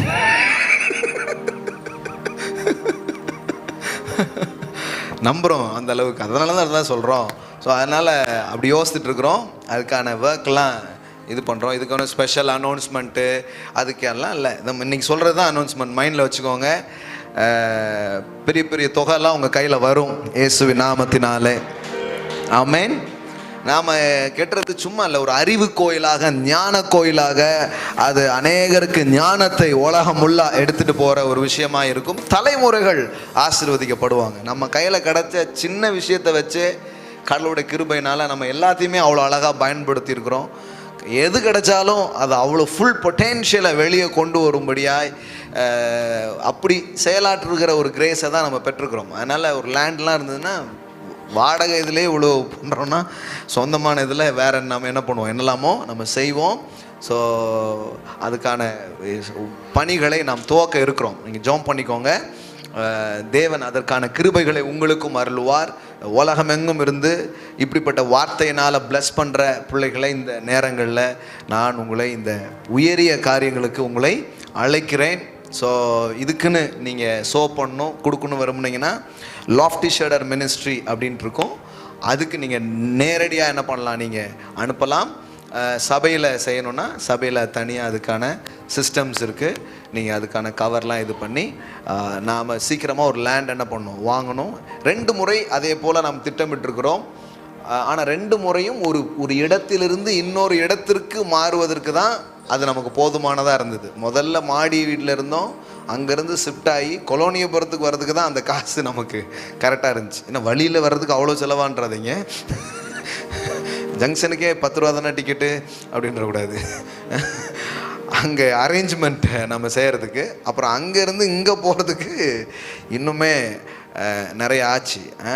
ஆனால் இந்த முறை நாம் செய்யும்போது மீதம் எடுக்கிற அளவிற்கு கர்த்தர் நம்முடைய காரியங்களை என்ன பண்ணுவார், வாய்க்க பண்ணுவார். 10 கோடிலாம் ஒரு பெரிய மேட்ரே இல்லாத மாதிரி செய்வார். ஆமென். ஆமாம், 10 கோடிங்கிறது ஒரு பெரிய விஷயமே இல்லாத போல் நமக்கு காரியங்கள் நடக்கும். ஆமென். எனக்கு ரொம்ப ஆசை, ஒரு சபைங்கிறது ரொம்ப அழகாக குழந்தைங்கள்லாம் அங்கே ரொம்ப சந்தோஷமாக நேரத்தை செலவு பண்ணணும். ஒரு நல்ல ஒரு நூல் நிலையம் இருக்கணும், நல்ல உட்காந்து அவங்க வார்த்தையை கேட்குறதுக்கு இடம் இருக்கணும், ஒரு நல்ல ஜிம் இருக்கணும். அதாவது ஆவி ஆத்துமா சரீரம் என்று எல்லா ரீதியிலையும் ஒருத்தங்க நல்லா தன்னை வச்சுக்கிற மாதிரி இருக்கும். அது நமக்கான ஒரு புதிய கலாச்சாரத்தை உருவாக்குற ஒரு இடமா அது இருக்கணும். உள்ளே போனோன்னா மைண்டு, பாடி, சோல் எல்லாத்தையும் ரெஃபரன்ஸ் ஆக்கி அங்கேயும் ஒரு நல்ல சாப்பிட்ற இடம், ஒரு ஸ்விம்மிங் பூல் எல்லாமே இருக்கணும். ஆமாம், என்ன இதுதான் ஆசையாக வரணும். அடுத்த தலைமுறை கடவுளை பின்பற்றுவதுங்கிறது ரொம்ப க்ளோரியஸான திங்ஸ்னு நினைக்கிற மாதிரி அதெல்லாம் இருக்கணும். இந்த மாதிரி மனசில் விருப்பங்கள் இருக்குது. தேவன் இதுவரைக்கும் என்ன விருப்பங்களாக இருந்ததோ அதெல்லாம் நிறைவேற்றி இருக்கிறார். அதை அவர் ஹானர் பண்ணியிருக்கிறார். இப்போ நம்ம என்ன விரும்புகிறோமோ அதை அவர் நிச்சயம் செய்வார். ஆமென். ஸோ ஒன்றும் நம்ம இன்னிலிருந்து இது பாரத்தோடுலாம் இல்லை, இதுலேருந்து பாரத்தோடுலாம் நீங்கள் இருக்காதீங்க, சந்தோஷமாக இருங்க. அவர் ஆவி அதை செய்யும், அவருடைய கரம் அதை ஆச்சரியமான விதங்களிலே செய்து முடிக்கும். நாம் அதை பார்ப்போம். ஆமென். So thank God. உங்களுக்கு வார்த்தையை தருகிற மனிதர்களை கனம் செய்யுங்கள். அது உங்கள் வாழ்க்கையில் ரொம்ப பெரிய விஷயமாக அது இருக்கும். சில மனிதர்களை நான் நேரில் பார்க்கவில்லை, ஆனால் தூரத்தில் இருந்து அவர்களை கனம் செய்ததின் மூலம், கனம் செய்கிறதுனா என்ன, அந்த மினிஸ்ட்ரிக்கு போய் விதைக்கிறது, அவரை குறித்து எப்போதும் உயர்வாக பேசுவது, அவர் சொன்ன கருத்துக்களை மதிப்பது, அதில் நடப்பது, இப்படிலாம் பண்ணும்போது அந்த அனாயிண்டிங் நம்ம மேலே அப்படியே வேலை செய்கிறத நான் பார்த்துருக்கேன். ஸோ அது சில நேரத்தில் நீங்கள் இந்த நேரத்தில் மினிஸ்ட்ரி பண்ணும்போது இவர் மாதிரியே இருந்துச்சு அப்படி சொல்லுவாங்க. ஆமாம், அவர் அனாயிண்டிங் வந்தால் அப்புறம் அவர் மாதிரி தெரியாமல் வேறு யார் மாதிரி தெரிவாங்க. அப்புறம் பார்த்தா கலவையாக இருக்கும். ஏன்னா நம்ம ஒருத்தட்டு இருந்தால் வாங்குகிறோம், எல்லாத்துட்டு இருந்து வாங்குகிறோம். ஆமேன். ஒவ்வொரு டைம்லையும் என்கிட்ட சொல்லியிருக்காங்க, அவர் மாதிரி இருந்தது, இவர் மாதிரி இருந்தது, இவர் மாதிரி இருந்தது அப்படின்ட்டே இருப்பாங்க. அப்போ அந்தந்த நேரங்களில் அந்தந்த அனாயிண்டிங்ஸு நம்ம மேலே வரும். எலிசாவிடம் இருந்தது, எலியாவிடம் இருந்தது, எலிசாவின் இடத்துல இரட்டத்தனையாக வேலை செய்தது போல நாம் கனம் பண்ணுகிற ஆசிரியரிடம் இருந்து ஆவிக்குரிய தலைவர்களுடைய அந்த அபிஷேகம் நம்மிடத்திலே பல மடங்கு அது வெளிப்பட ஆரம்பிக்கும். ஆமேன். ஸோ கர்த்தரை நோக்கி பார்ப்போம். தேங்க்யூ டாடி, இந்த நாளை எங்களுக்கு இப்படிப்பட்ட ஒரு காரியத்தை சிந்திக்கிற ஒரு நாளாக எங்களுக்கு தந்ததற்காக நன்றி. எங்களுக்கு அறிவு புகட்டுகிறீர், எங்களுக்கு போதிக்கிறீர், ஆலோசனை கர்த்தராக நீர் இருக்கிறீர். நான் உனக்கு போதித்து நீ நடக்க வேண்டிய வழியை உனக்கு காட்டுவேன். என் கண்ணை உன் மீது வைத்து நான் உனக்கு ஆலோசனை சொல்லுவேன். நீரே எங்கள் வாழ்க்கையில் போதகராக, இஸ்ரவேலின் பரிசுத்தரும் உன் மீட்பருமாகிய கர்த்தர் சொல்லுகிறதாவது, புரோஜனமாய் இருக்கிறதை உனக்கு போதித்து உன்னை நடத்துகிற தேவனாகிய கர்த்தர் நானே. I will teach you the profitable things. இதோ புரோஜனமாக இருக்கிறதை உனக்கு போதிப்பேன். ஆமேன். எங்கள் வாழ்க்கையில் எங்கே முதலீடு பண்ணணும், எங்கே என்ன செய்யணும், எங்கே விற்கணும், எங்கே வாங்கணும், எங்கே எதை சொல்லணும், எங்கே அமைதியாக இருக்கணும், எங்கள் வாழ்க்கையின் எல்லா காரியங்களிலும் எங்களுக்கு ஜீவ வழியிலே உணர்த்துதலையும் போதனையும் கொடுக்கிற பரிசுத்த ஆவியானவரை இந்த காலை வேளையில் நாங்கள் கனம் பண்ணுகிறோம். ஆமென். ஏனென்றால் இயேசுங்கிற போதகர் சொல்லி போயிருக்கிறார், நான் போகிறது உங்களுக்கு நலமாக இருக்கும், நான் போவாவிட்டால் தேற்றவாளன் வரார், அவர் வந்து சகல சத்தியங்களுக்குள் உங்களை வழி நடத்துவார். இன்றைக்கும் எங்கள் வாழ்க்கையில் இருக்கும் சிறந்த போதகராக இருக்கிற ஹோலி ஸ்பிரிட்டை, பரிசுத்த ஆவியானவரை இந்த காலை வேளையில் நாங்கள் கனம் பண்ணுகிறோம். ஹல்லேலூயா. இதுவரை எங்களுக்கு போதித்த போதனைக்காக நன்றி பரிசுத்த ஆவியானவரே. தேவனுடைய சபைக்கு கொடுத்த சத்தியங்களுக்காக நன்றி பரிசுத்த ஆவியானவரே. சகல சத்தியங்களுக்குள்ளே எங்களை நடத்துகிறவராய் நீர் இருப்பதற்காக நன்றி. இந்த வருஷங்களிலேயும் எங்களுடைய வாழ்க்கையின் பயணங்களிலே உம்முடைய நன்மைகளை நாங்கள் காணப்போகிறதற்காக நன்றி. இயேசுவின் உயர்ந்த நாமத்தினால் பிதாவே.